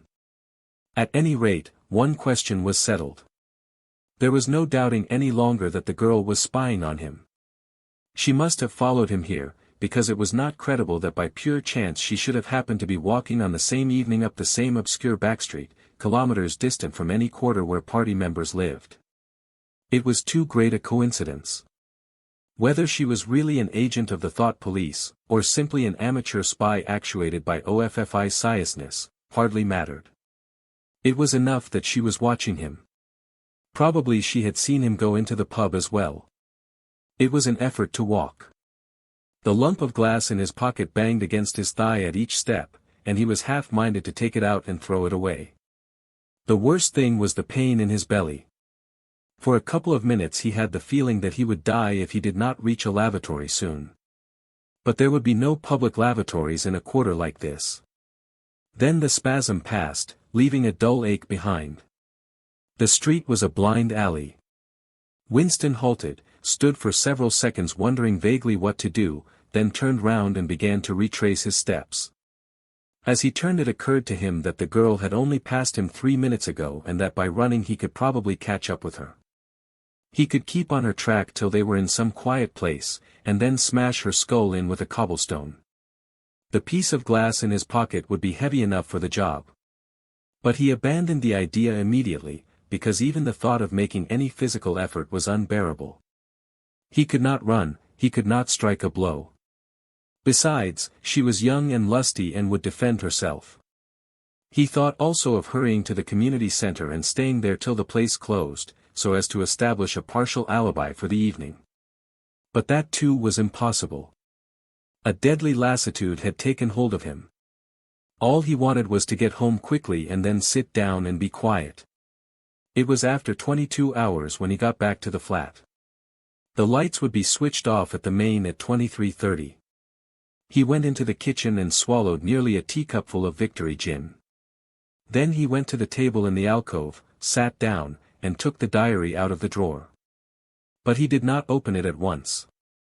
From the telescreen a brassy female voice was squalling a patriotic song. He sat staring at the marbled cover of the book, trying without success to shut the voice out of his consciousness. It was at night that they came for you, always at night. The proper thing was to kill yourself before they got you. Undoubtedly some people did so. Many of the disappearances were actually suicides. But it needed desperate courage to kill yourself in a world where firearms, or any quick and certain poison, were completely unprocurable. He thought with a kind of astonishment of the biological uselessness of pain and fear, the treachery of the human body which always freezes into inertia at exactly the moment when a special effort is needed. He might have silenced the dark-haired girl if only he had acted quickly enough, but precisely because of the extremity of his danger he had lost the power to act. It struck him that in moments of crisis one is never guiding against an external enemy, but always against one's own body. Even now, in spite of the gin, the dull ache in his belly made consecutive thought impossible. And it is the same, he perceived, in all seemingly heroic or tragic situations. On the battlefield, in the torture chamber, on a sinking ship, the issues that you are guiding for are always forgotten, because the body swells up until it fills the universe, and even when you are not paralyzed by fright or screaming with pain, life is a moment-to-moment struggle against hunger or cold or sleeplessness, against a sour stomach or an aching tooth. He opened the diary. It was important to write something down. The woman on the telescreen had started a new song. Her voice seemed to stick into his brain like jagged splinters of glass. He tried to think of O'Brien, for whom, or to whom, the diary was written, but instead he began thinking of the things that would happen to him after the thought police took him away. It would not matter if they killed you at once. To be killed was what you expected. But before death, nobody spoke of such things, yet everybody knew of them. There was the routine of confession that had to be gone through, the groveling on the floor and screaming for mercy, the crack of broken bones, the smashed teeth and bloody clots of hair. Why did you have to endure it, since the end was always the same? Why was it not possible to cut a few days or weeks out of your life? Nobody ever escaped detection, and nobody ever failed to confess. When once you had succumbed to thought crime it was certain that by a given date you would be dead. Why then did that horror, which altered nothing, have to lie embedded in future time? He tried with a little more success than before to summon up the image of O'Brien. "We shall meet in the place where there is no darkness," O'Brien had said to him. He knew what it meant, or thought he knew. The place where there is no darkness was the imagined future, which one would never see, but which, by foreknowledge, one could mystically share in. But with the voice from the telescreen nagging at his ears he could not follow the train of thought further. He put a cigarette in his mouth. Half the tobacco promptly fell out onto his tongue, a bitter dust which was difficult to spit out again. The face of Big Brother swam into his mind, displacing that of O'Brien. Just as he had done a few days earlier, he slid a coin out of his pocket and looked at it. The face gazed up at him, heavy, calm, protecting, but what kind of smile was hidden beneath the dark mustache? Like a leaden knell the words came back at him: war is peace, freedom is slavery, ignorance is strength.